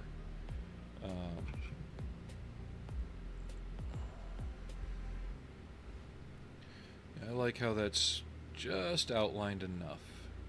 It actually looks more stark on screen than in person.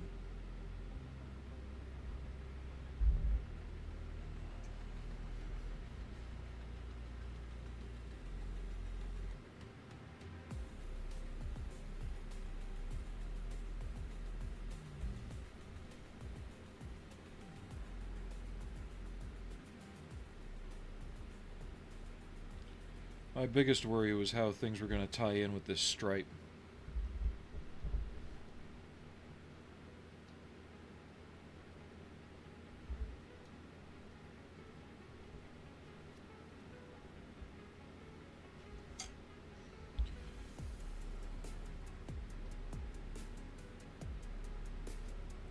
I haven't seen a tank moving freely under its own power since I lived in the UK, to be honest.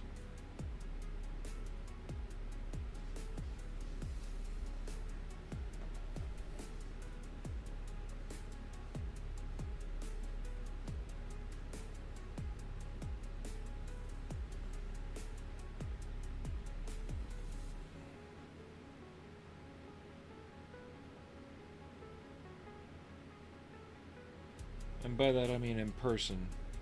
Obviously you can see videos of them on the internet left and right.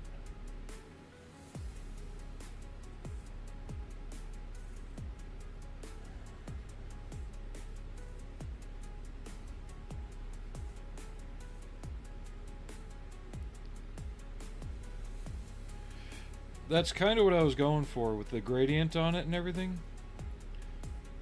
I just wanted something that would jump out differently, just given how Machine and Krieger looks lately, you know.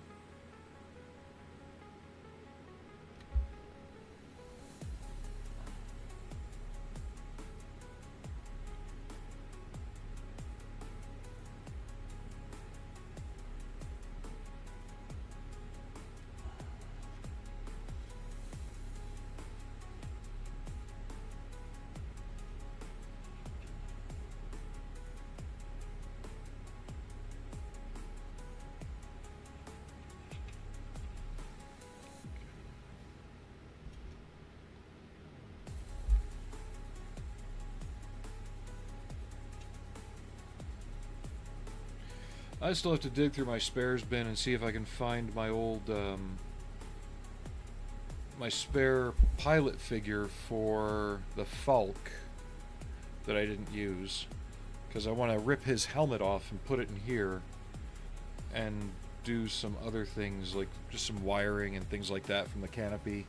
I want to connect the canopy to the airframe somehow, and more than just, oh, it's there.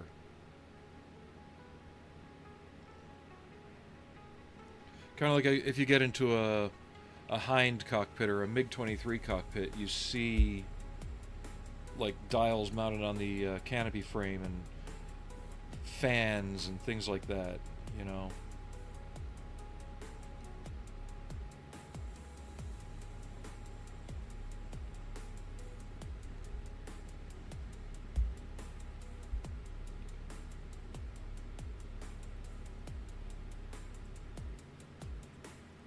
inspired by reality, but not totally copying it.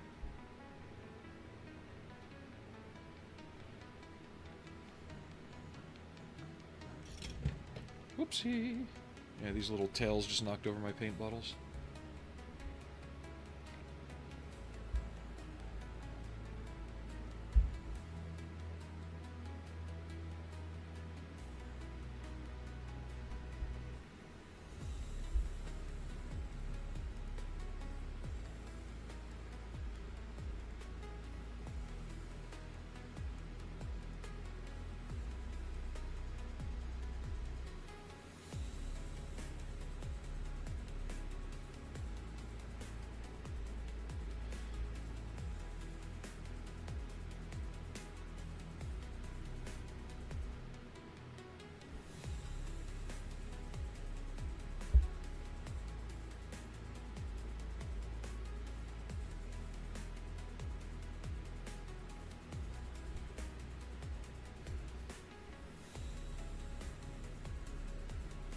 I don't really know how much I want to do on the underside here.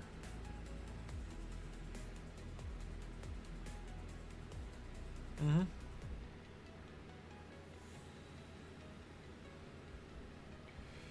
That's kind of what the Falk's helmet was kind of... Well, that kind of helmet design's actually been around for a long time in anime, since the 80s, really. So you gotta wonder what inspired what in this regard. To me, it's a lot of form following function, right?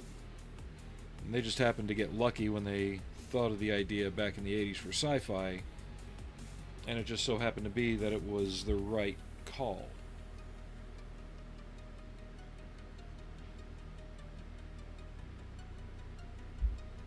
But yeah, a lot of those really bulky, encompassing helmets were the rage back in, you know, the days of the hardcore sci-fi. And here we are actually using them now.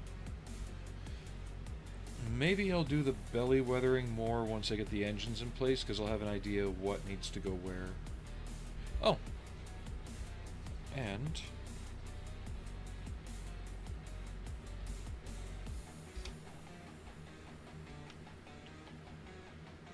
that worked out brilliantly.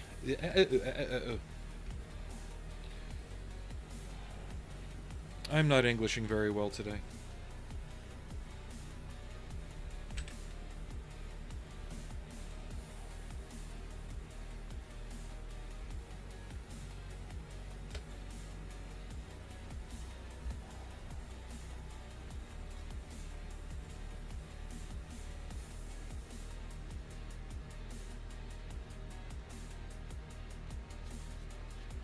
Just getting the excess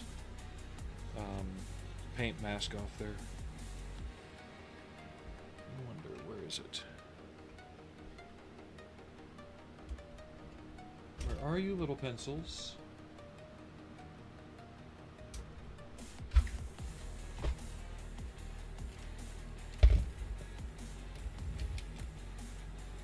Aha.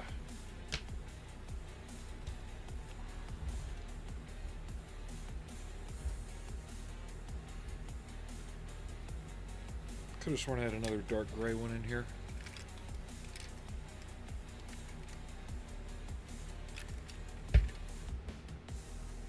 I guess I don't have it anymore.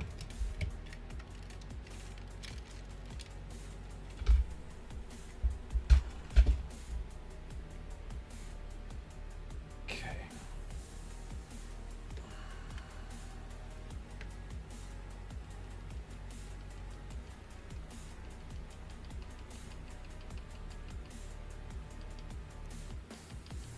Using a Prismacolor silver colored pencil.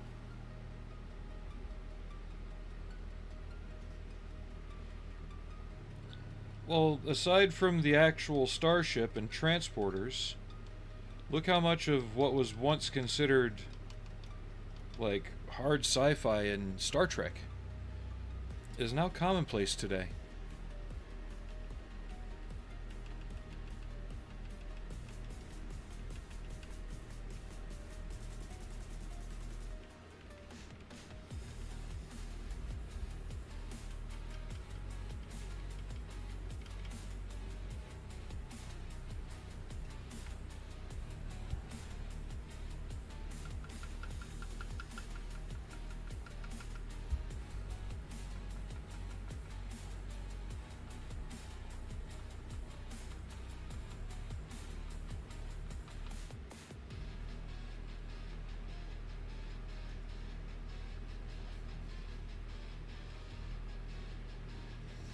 wish that showed up better.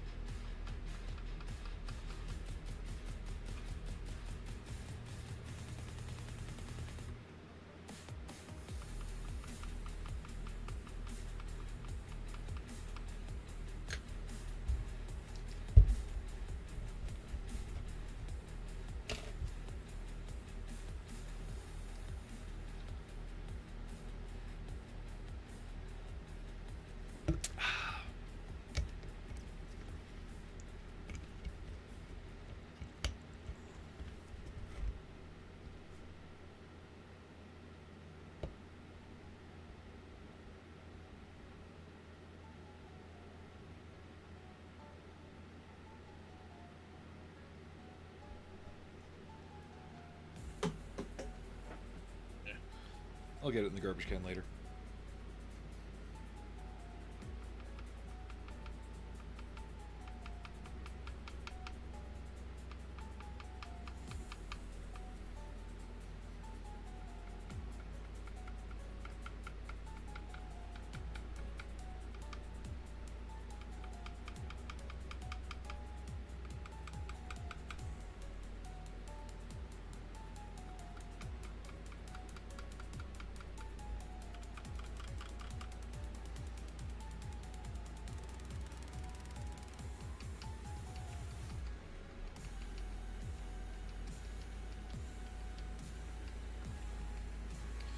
Maybe I'll look on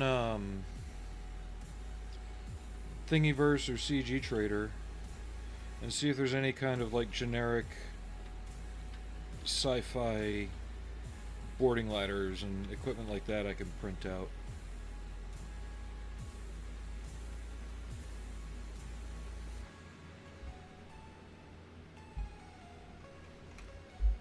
Because this isn't very high, but it's something you'd want like a step up on.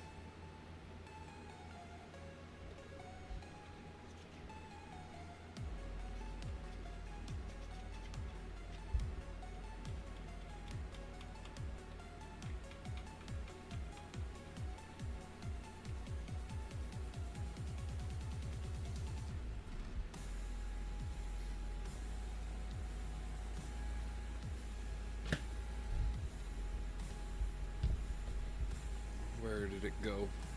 Right here.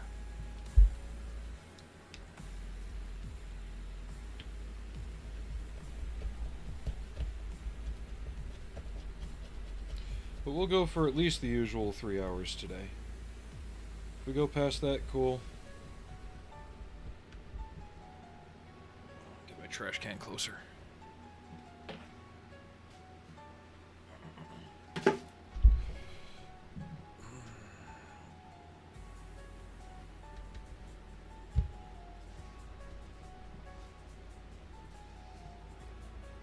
Another thing I'm trying is to help combat the dust down here. I've got a small air filter going, but I've also got a box fan pointed away from the desk with an air filter strapped to it. So I just want to see how well that is going to help snag some of the dust out of the air.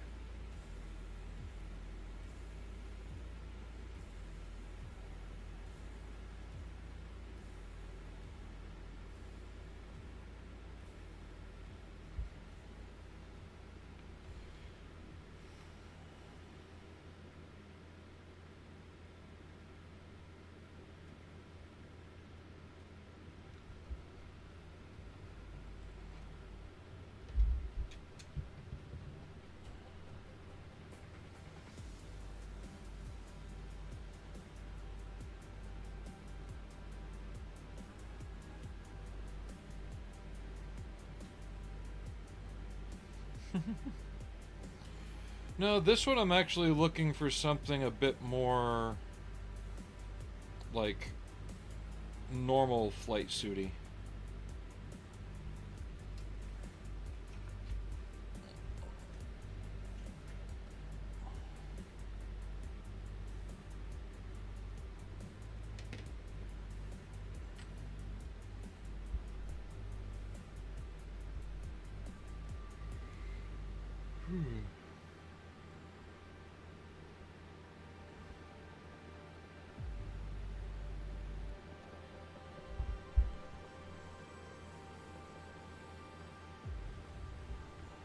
Too bright.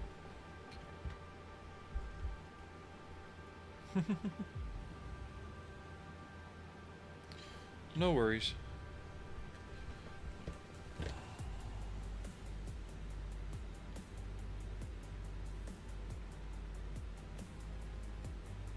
Just on the Hornies, it kind of made a weird sense because you're getting into this armored pressure suit, right? And the way it works to protect you when you get injured is to, you know, close off the cuff and apply like a tourniquet to wherever the injury is. So for the suit, it kind of makes sense to be just in your skivvies.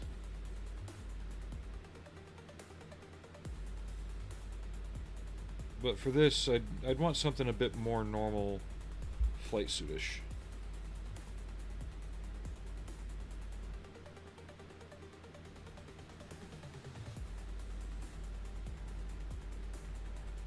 But that's just my weird way of thinking.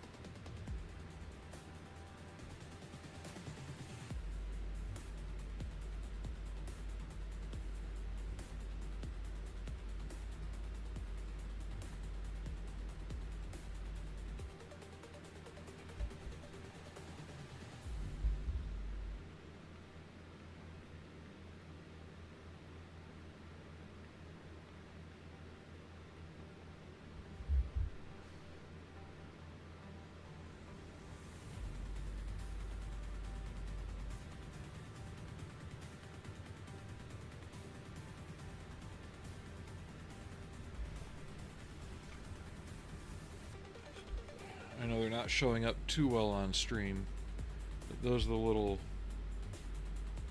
nips and bumps I'm adding right there. Come on, there we go.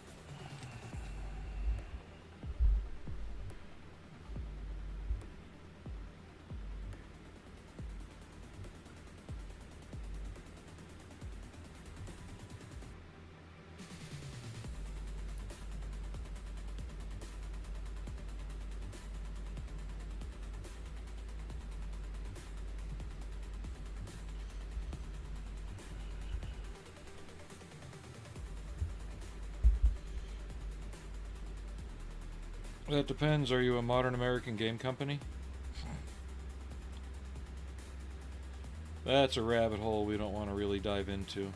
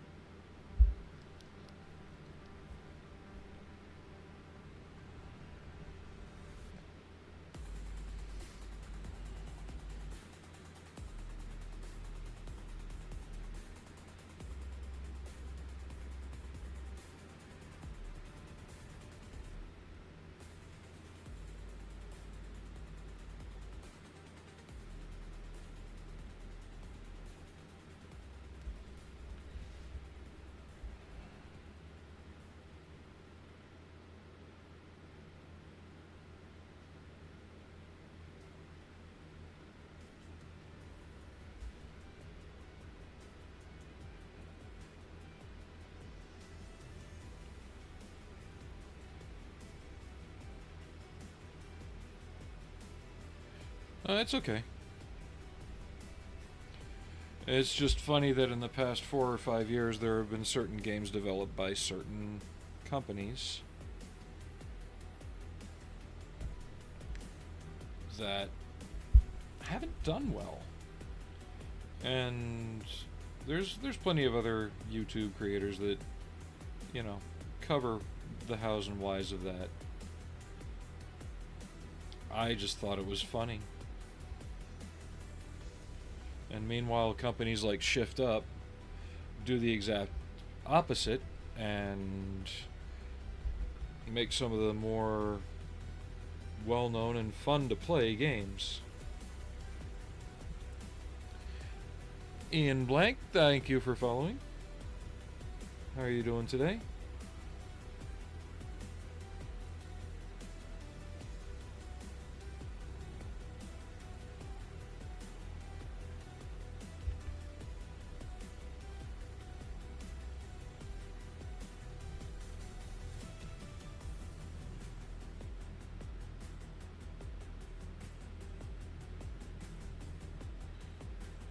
Hope you're having a good weekend. Today is technically my Saturday. We're going to be on for at least another half hour.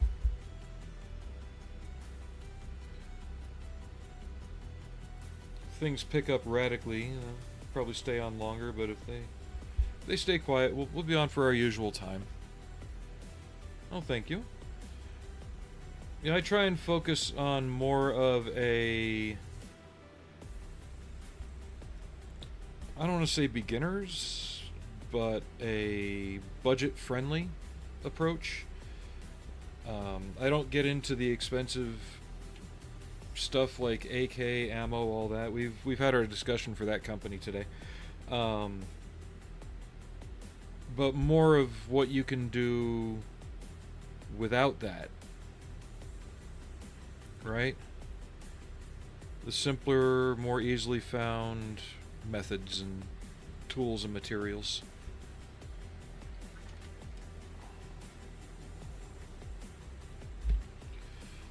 Today we've just been doing some weathering and wear on a Fledermaus by Nitto from the 1990s.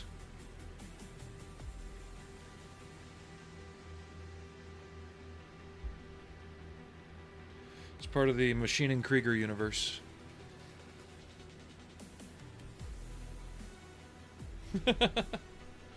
No, it got taken humorously. Don't worry about it.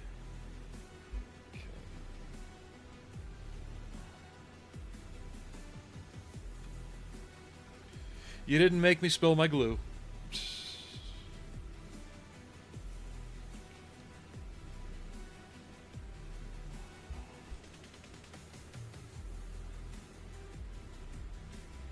Okay, gotta trim back a little bit what I added there.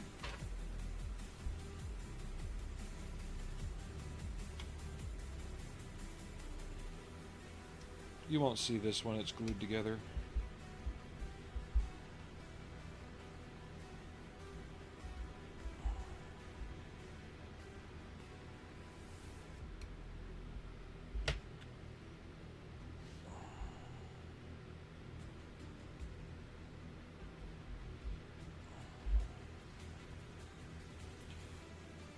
Much better fit, and then I'll be able to take the field gray and carry it up into the cockpit frame. And we did get the inside frame painted too.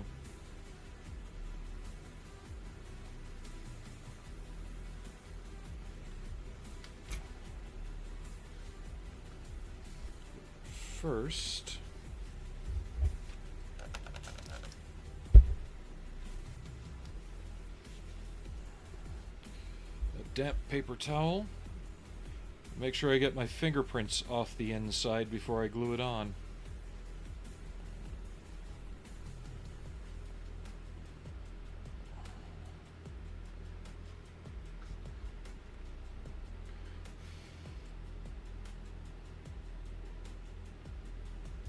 There we go.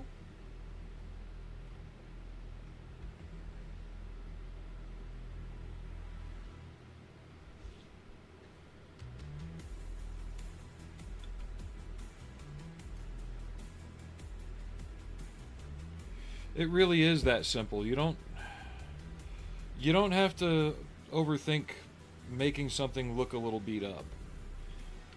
And it's way too easy to take it too far too, where it just looks too beat up. Like something like that wouldn't even be used anymore if it was that beat up.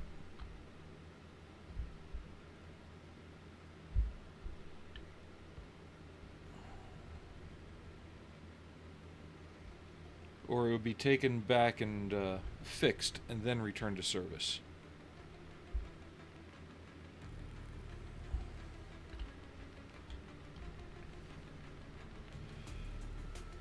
Like there's pictures out there of a Tiger 1 that, forget what the battle was, but it basically held off a position from the Russians,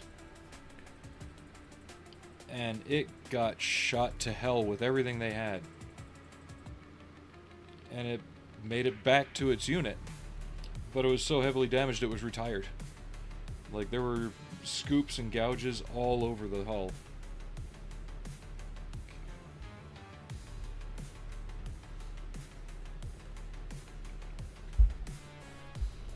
Was the tank functional? Yes. Would you take it back into combat? Probably not.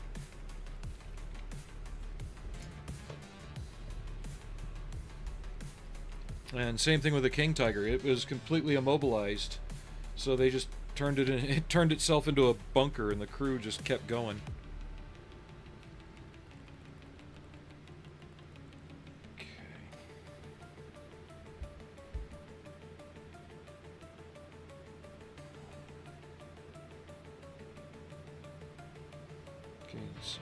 So I just got a little bit of paint on the canopy. Don't worry, I'll show you a quick and easy trick to get rid of that. Especially if you have good, clean, pronounced canopy lines like this does.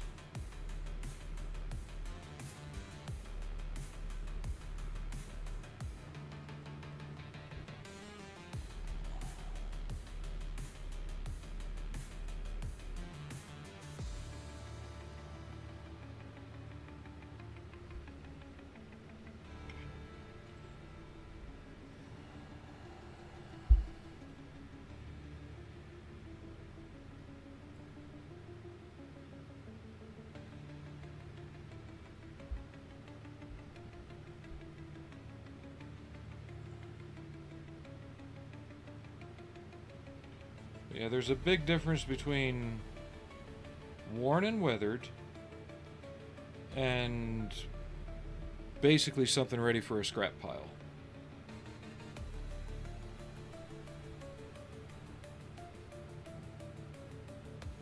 What happened there?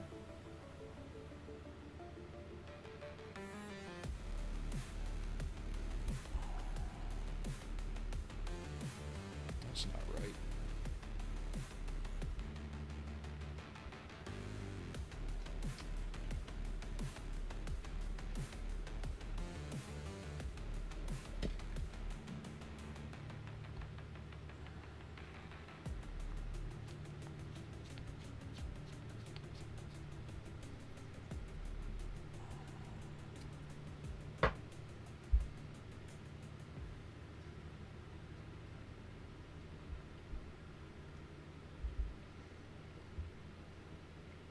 I think I did something to get this off-centered a bit. Looks like I got it back now.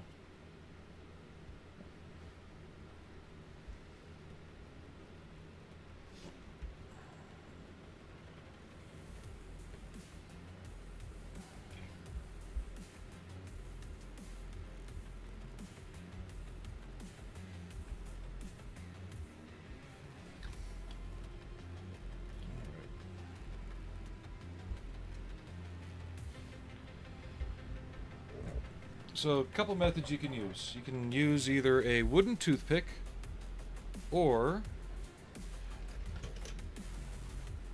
the plastic stick from a earbud. Or a cotton bud, sorry. Just cut it at an angle. Right? That way you got a nice sharp edge, because I even missed some up here. Just run it along the edge. And this is especially if you're using acrylic paints. This'll scratch that off without scratching the plastic. Putting your canopy frame back to right.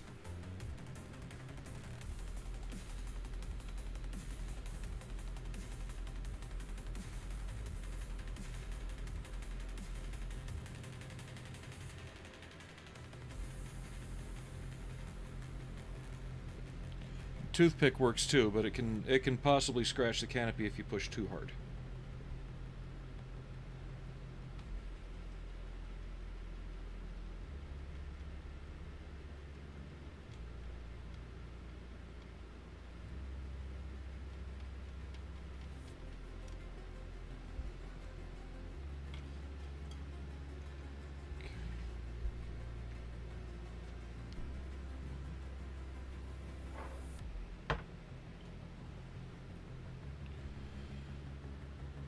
Now, we're going to install the first of the engines. This is the one that has the printed Saturn V bell to replace the one missing in the kit.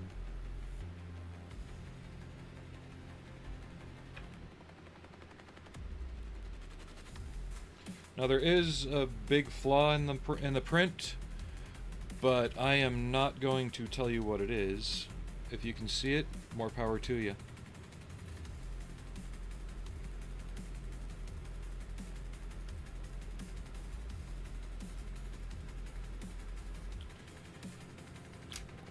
And I didn't break it, but I got an even better idea. If you want to get into that, instead of doing the movie scene, one moment. Okay, you're on Twitch. Give me 1 second.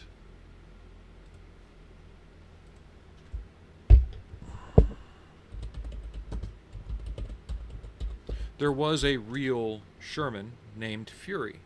It was not an M4A2E8. Or A3? Where is it?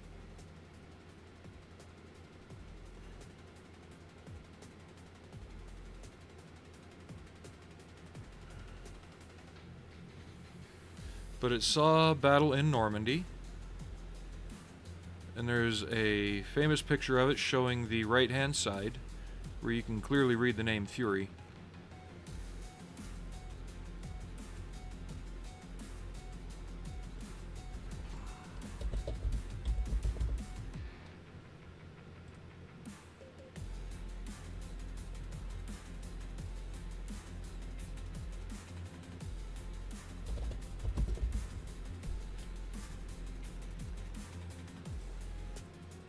Yep, 2nd Armored Division.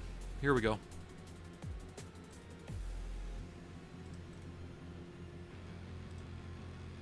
The neat thing about this is it's got the applique armor, small hatch, not a big hatch.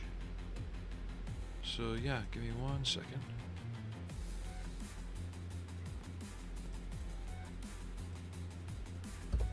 There you go. I put it on the Twitch chat.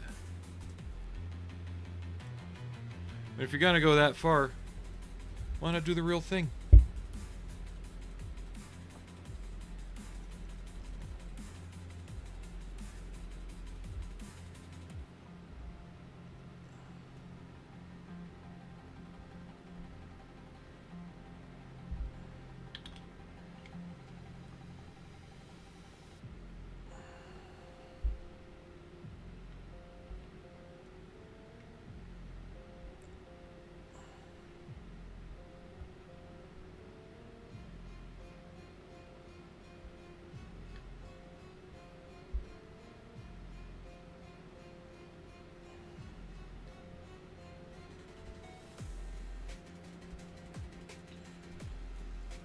Now, a couple of years back, my wife actually picked up a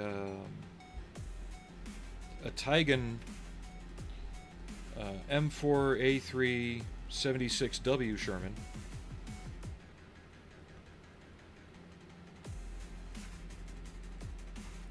which exactly matched the one that Crichton Abrams used as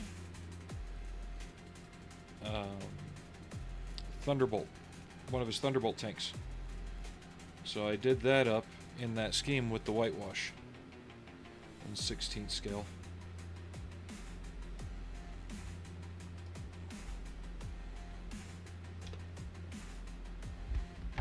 Okay, let's get the oils cleaned up before I put a hand in them.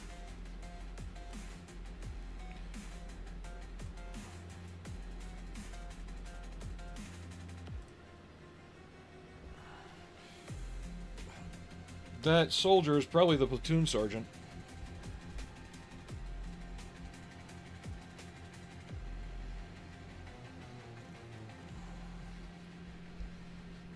I'm just taking a sec to clean some stuff up so I don't accidentally put a hand or a tool into it and spread it all over the place. Just to me, if you want to do Shermans, that one is particularly more interesting. Just look at some of the details on the turret alone. One, it's got the split commander's hatch that the whole hatch rotates, not your typical one. It's got the short bustle turret. It's got the applique armor made from plates welded on in the field. And look how buggy those welds are. But just overall, to me, that is a more interesting vehicle, and it shows signs of having the green and black camo.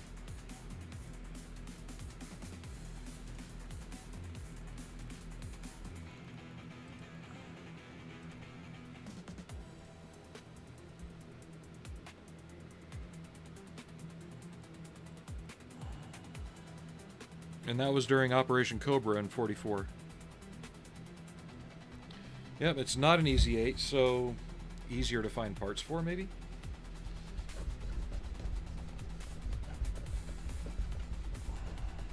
Has Andy's done a small hatch Sherman yet?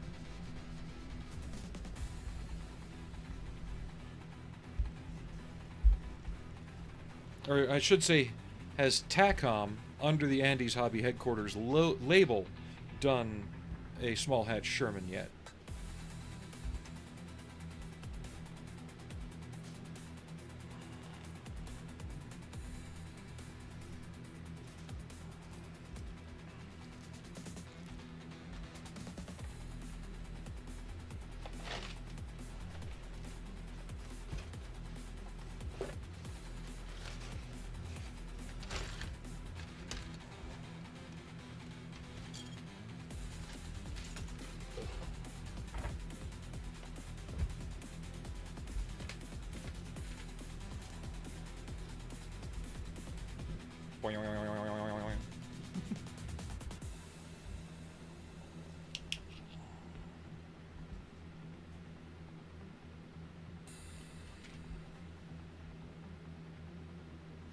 This isn't from any show, Flight Sim. It's from a series of kits made in the 80s under the banner of SF3D and then renamed in the early 2000s to Machine and Krieger because of a legal dispute between the owner and Hobby Japan. And one of these got stretched out. Damn it. Boing, yoing, yoing, yoing, yoing. Shows you how old it is. It's actually slightly rusted.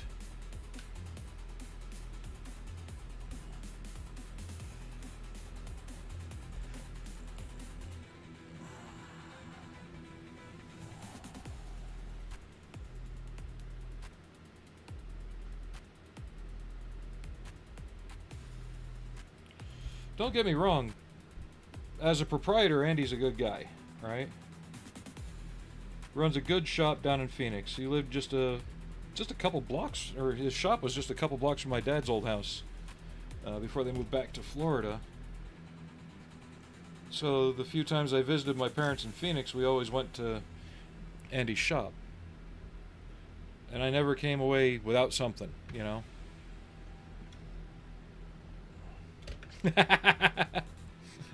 I see what you did there.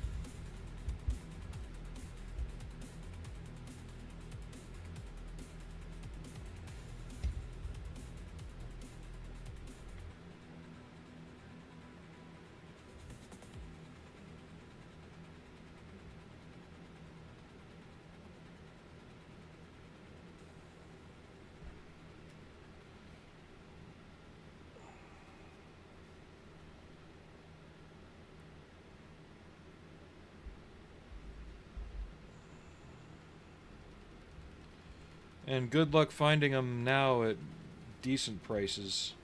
I got lucky and found this one started for around fair market value. Every other one I've seen that's unstarted, you're looking at 120 and up easy.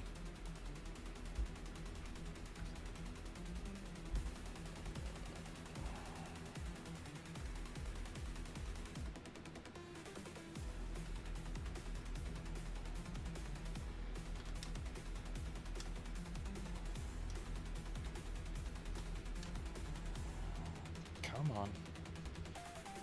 Get in there.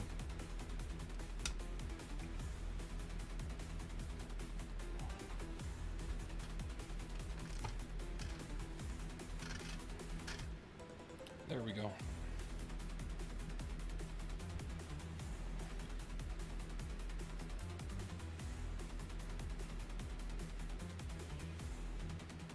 Yeah, like I said, he runs a great shop. I'm just not too sure about all the hype about the name, you know? But hey, he put himself out there. His kits are selling.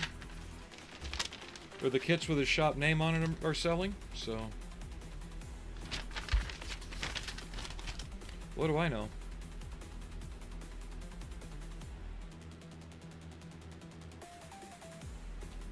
Yes, Flight Sim.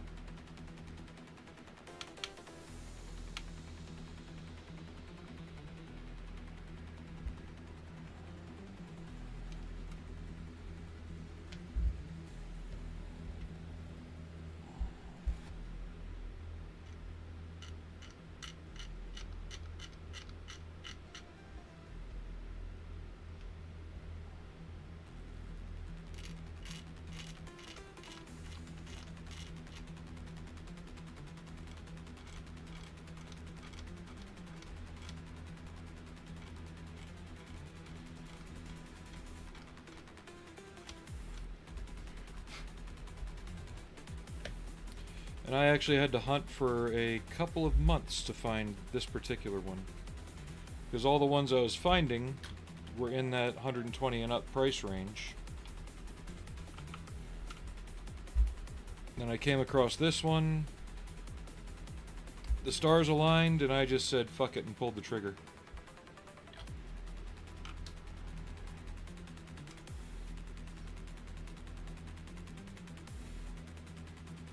I almost did it again on a Pro Shop X-Wing the other day, but do I really need another X-Wing with electronic features and moving wings when I push a button?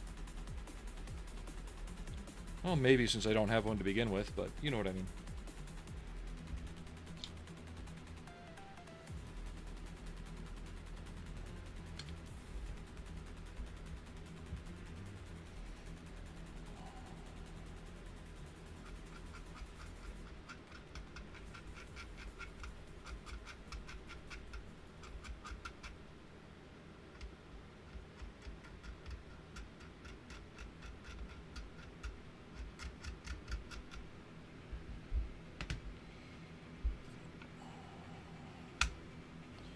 I'm still amazed that the Cygnus that I got was the cheapest one and the best condition one.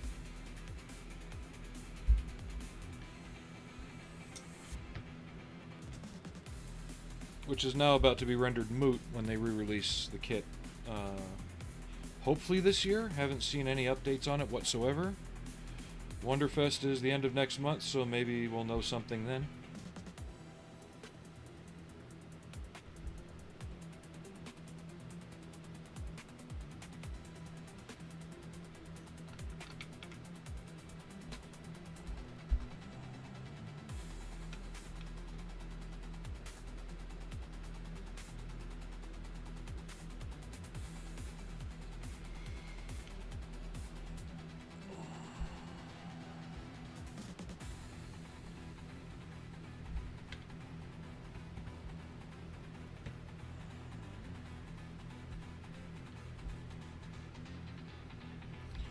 Yeah, decals for those can still be found pretty cheap, though.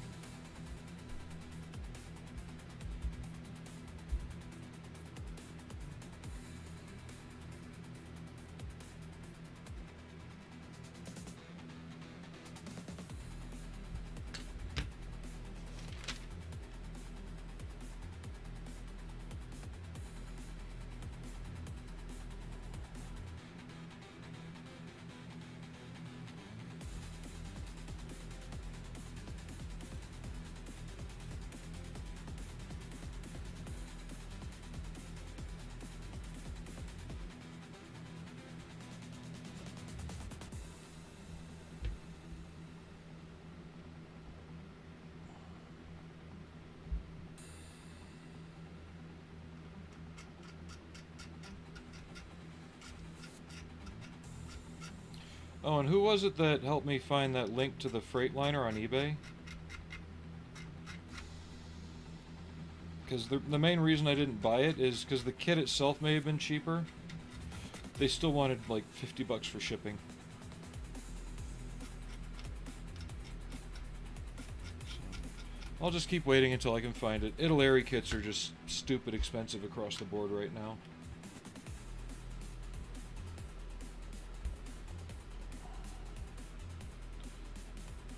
So no Pork Chop Express for the foreseeable future.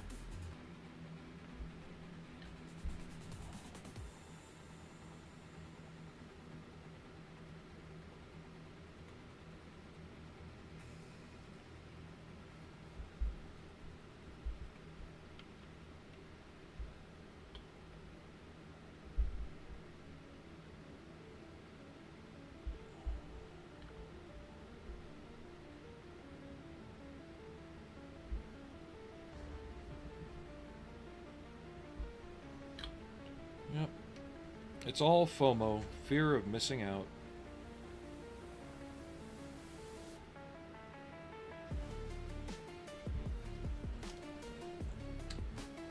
Aha! Found out what I did wrong. There we go. I'm like, I know one of these is specialized for something.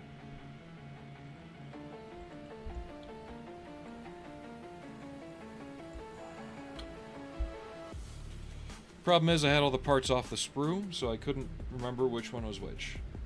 This one has a little cutout right here for whatever that is.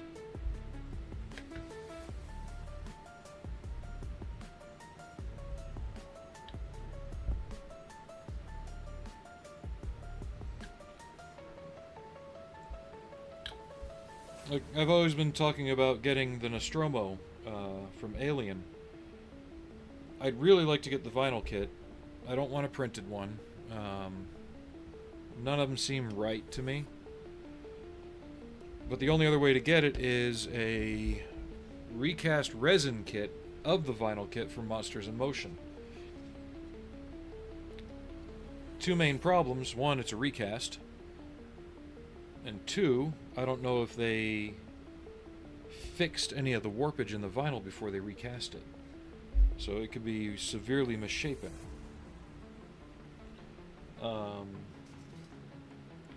But to get the vinyl kit, see, that's why I was adding the gray earlier in the stream, just to kind of bring it to life, not be just dead black. But if I want the plastic one, or not the plastic, the vinyl one, let's see here. Let me go to eBay real quick. And it'll vary from country to country.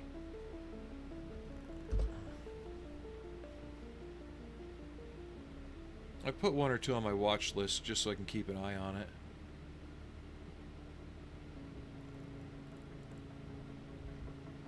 Where is it? Ow. Footages.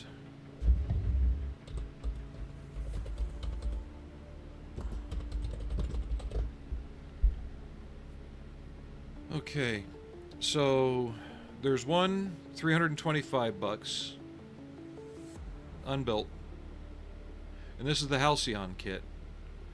Another one 469, 560, 489, 607, 605, 565, 568, and so on and so forth.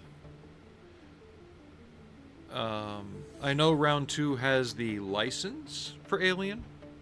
Now that Disney owns Fox, they have the licenses for all the Fox-owned things. So if they can get the molds, they could re-release it if there was a demand, which there is. Yeah, 325.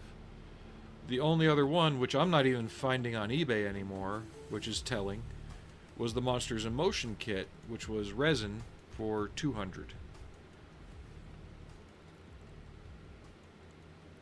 But as I said, I'd prefer the vinyl one, just because it isn't a brick.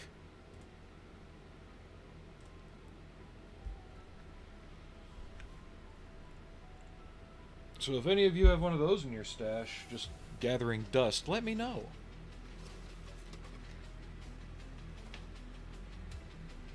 I will pay I'll pay a fair price, but not a scalper's price.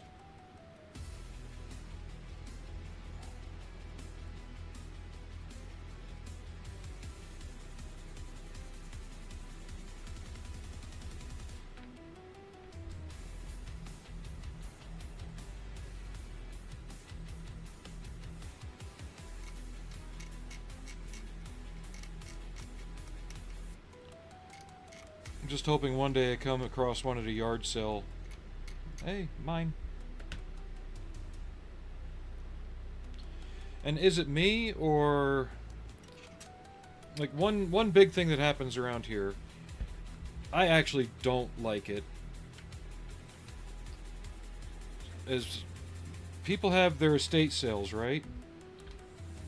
I only did it once, where an older gentleman died around the corner, used to be a member of the model club.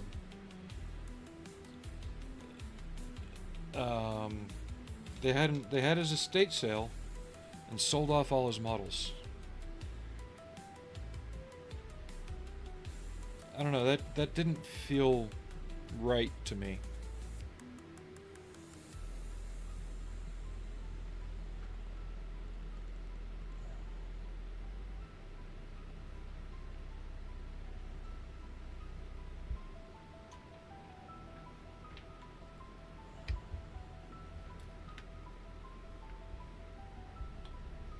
I forgot how strong the Plastruct glue is. It burns right through the paint that I've got on here.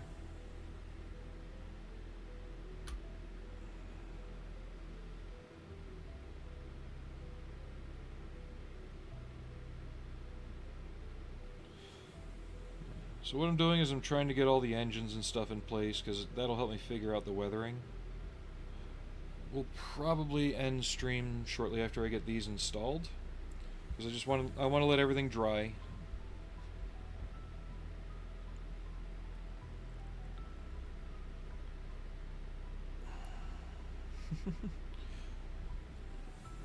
I've told my wife to, like, give them to the club members if something happens to me, or find a hobby shop to do an estate sale if somebody's interested in the sci-fi stuff as a display.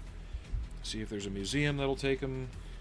Anything like that, but just make sure they go to good places. You know? I don't know if you'd call my stuff museum quality, but if somebody has a sci-fi museum and they're looking for an example of something, I'd gladly have my models go there for that than be trashed or sold off. I'd rather them serve a purpose than hide in somebody else's collection than mine.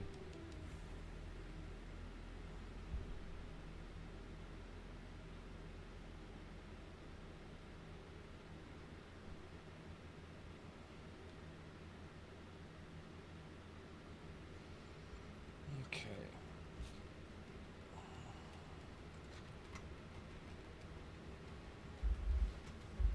So we're almost there. Still got to do weathering on the underside. Still have to mount the canopy. And like I said, I want to find a helmet so I can put it in there, maybe put some more things like remove before flight tags, paint the ejection handle. Maybe some coiled wires, like telephone cable looking wires. You know, stuff like that. But we're almost done. Probably another day. We'll probably finish this up on stream tomorrow. But yeah, we're just after 3 hours. I'm feeling a bit like I need to get up and move around and do something else.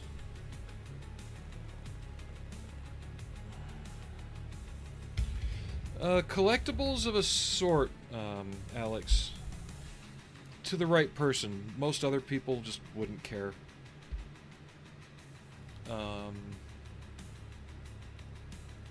Especially by the time I pass, even things like Machine and Krieger might be completely forgotten. Model building itself may not even exist in that form anymore. Don't know. Look how much it's changed since the 80s. It used to be you could walk into Walgreens, Kmart, Walmart, pick up a model kit off the shelf, go home, build it.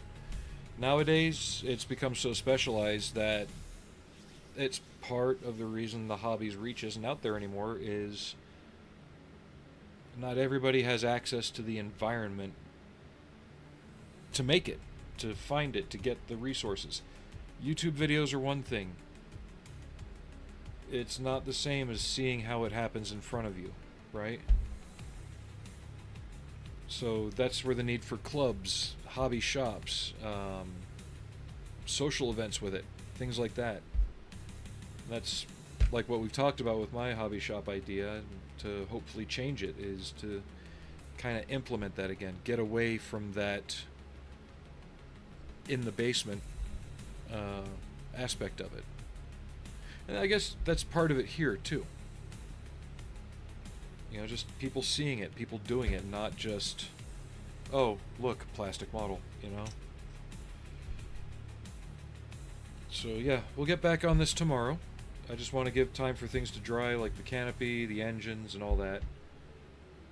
But thanks again for the donations. Thank you for the gift subs. And restreams being weird. It's not so much that. We'd like to think that.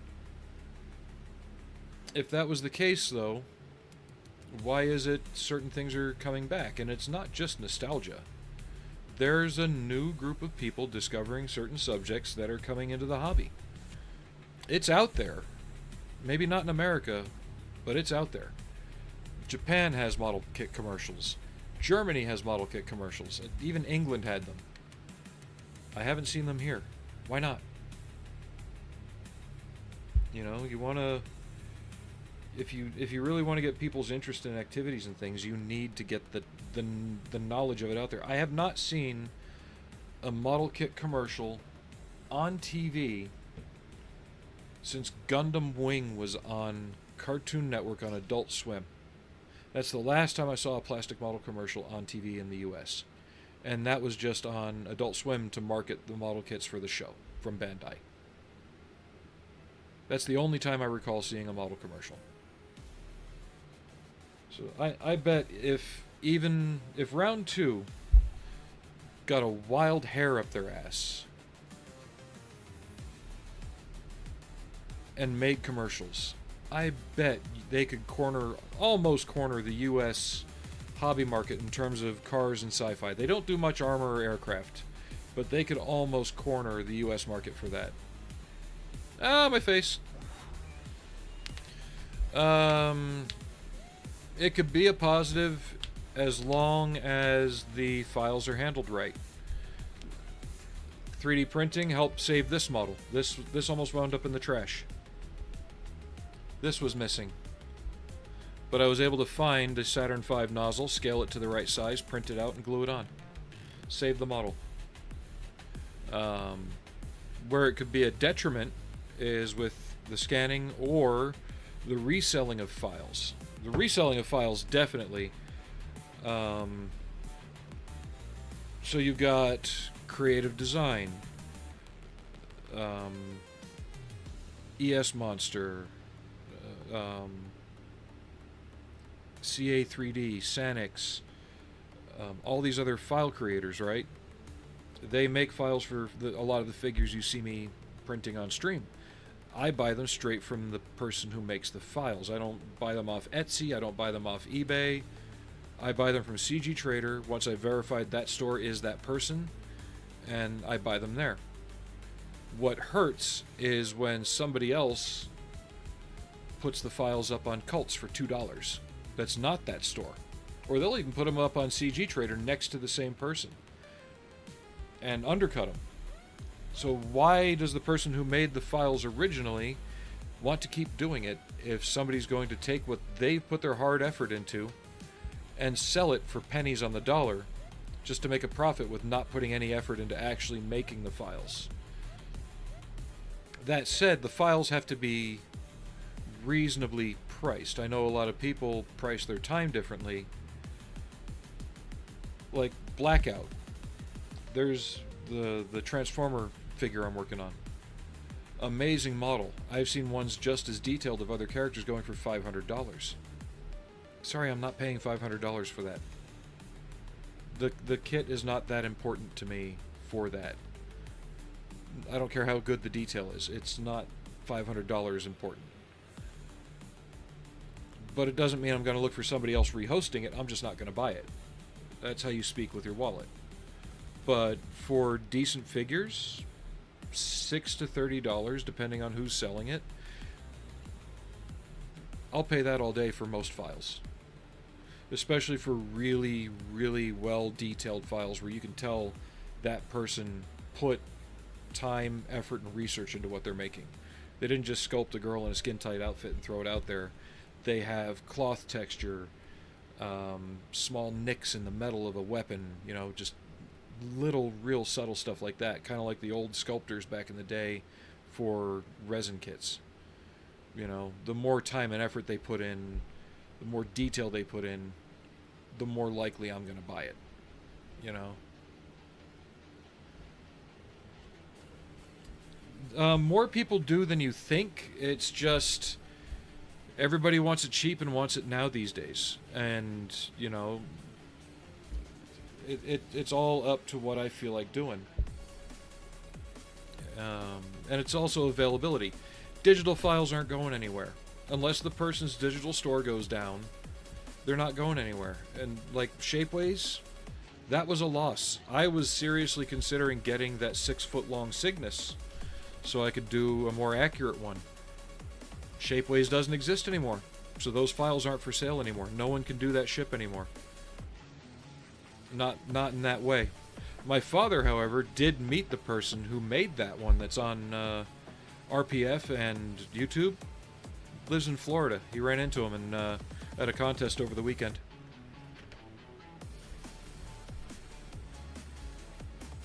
But like even with Warhammer and 3D printing, I know that's a real touchy subject. If I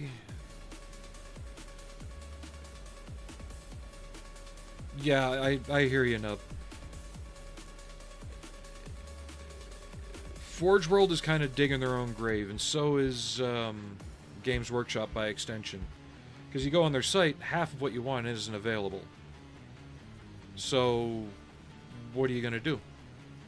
It's either discontinued, no longer made, period. And by discontinued, I mean they might sell it later, but you don't know when. And honestly, Games Workshop is pricing themselves out of the market. Now, I'm not saying go and outright find theft of Games Workshop, you know, intellectual property. But if you can print out an army cheaper and find a place to play it, and it doesn't even have to be Warhammer. If you can print out a tabletop army that you like, that nobody has a problem with, print it and use it. Just make sure if it's... No, Etsy sucks. Etsy is where the resellers are. Here, I'll give you an example. I won't post the links because I don't want to share the information. But go to Etsy if you're interested. And search Nikke STL file. Nikke. It's for the characters from the game Goddess of Victory, Nikke. There is some not safe for work content. But there's Modernia for $4.44, and masked for 463. So they're NSFW, just a warning, and Crown for 189. All of those files are actually in the $15 to $20 range, made by Rubim and ES Monster and other file creators. Buy from them on CG Trader. Do not buy files off Etsy unless you've verified the Etsy store is the actual person. But 9 times out of 10, the Etsy store is going to be somebody who's bought the files off CG Trader, or they bought them off Cults and they're reselling them on Etsy. Do not buy STL files off Etsy. You're not helping the creator.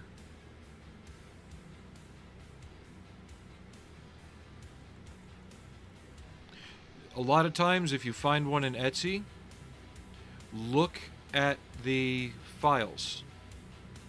Look at the pictures. You'll see the watermark.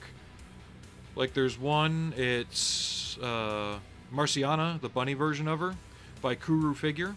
You can get those on Cults for about $15 right now. Someone's trying to sell it. Oh, they're selling the print for $63. That's still, that's too cheap for that figure. But they're even reselling the files for cheaper than that. And some people do have legitimate permission to print and resell the items from the creators. They'll usually have their own store, not an Etsy store. So, but if you're looking for files, avoid Etsy.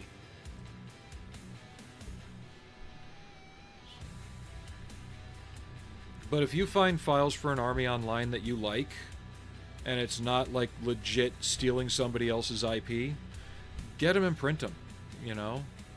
But if you're finding things like straight up Deathcore of Krieg,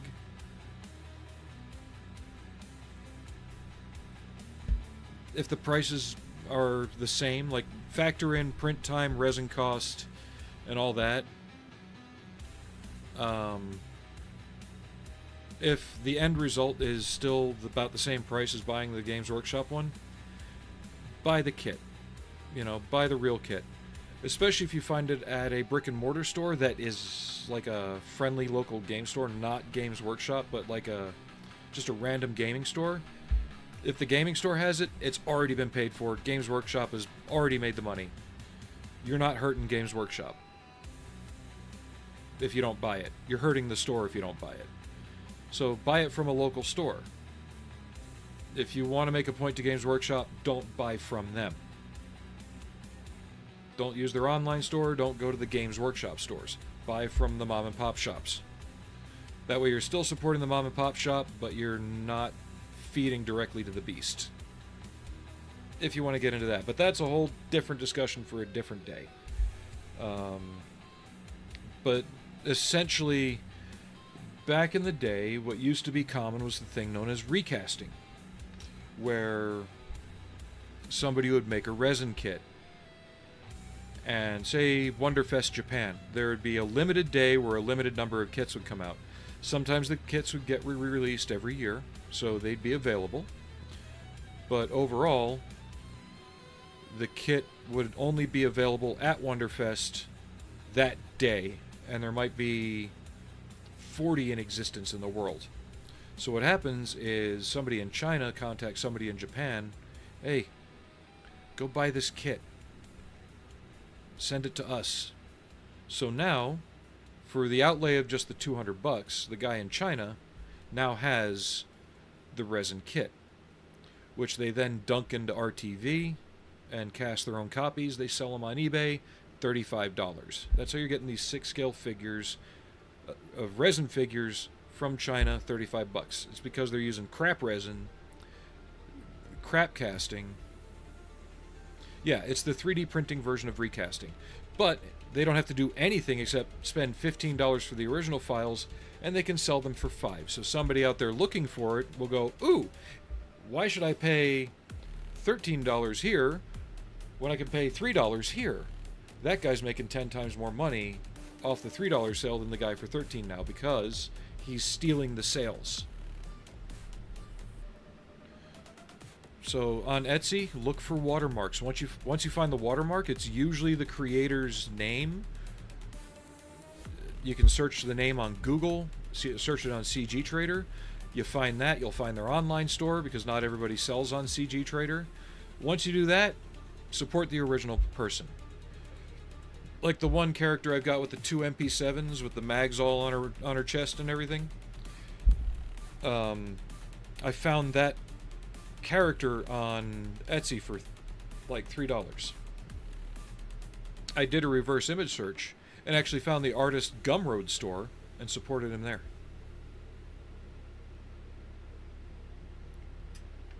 So yeah, when in doubt, and you're only going to be paying $20 to $30 for most average files.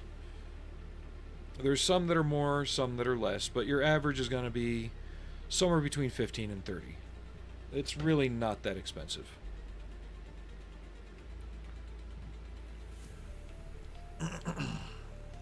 The only reason I'm not buying more right now is I've got 1, 2, 3, 4, 6 prints to finish as it is.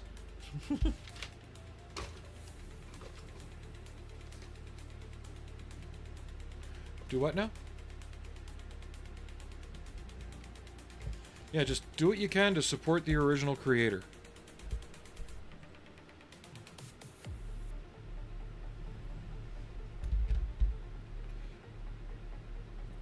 And if possible, once you find the creator, if you like the stuff they make, follow them on Instagram. Most of them have an Instagram profile, and they'll respond to you. And when you post what they're built, if you post a build that you're making of their files, they're more than likely going to say thank you, or at least repost it or something. They will show their appreciation that you bought the files from them and are making it and putting it out there. There's one I've got to actually reprint because it got damaged when I was moving everything around in the house, but it's the video game version of Major Kusanagi on her Tachikoma. So, and that's by Creative Geek. He does a lot of good stuff. But yeah, hunt down the original creators and support them whenever you can. That's all I can really say. So, but I'm gonna wrap up stream. Like I said, I want to let this dry overnight.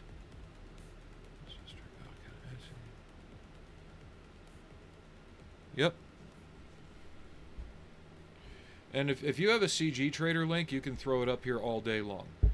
Just no Etsy links. I don't want to support recasters in that way. And if somebody wants to clip that entire rant about recasting, go right ahead. And yeah, I'll try, Nub. And thanks for hanging out. I know I wasn't on too long for you, unless you've been lurking. But yeah, ES Monster, Rubim, all those creators that are out there, I've got their figures sitting all over my shelves. I think his name's Ben from Ritual Casting. I've got 1, 2, 3, 4. I got like 5 of his figures around here, so. But I've always paid for them. I've never done the cheaper route thing. Doesn't seem right, especially when you're paying for something that they're actually spending their own time. I've watched Ritual Casting do things. He used to stream his work. I don't know if he still does on another platform. I'd like to find him if he's still out there doing that. But yeah, y'all have a good day. Thanks again to Aries for the gift subs. Thank you to Leo for the donations. And I will see you all later. You have a good night and take it easy. Oh, wait.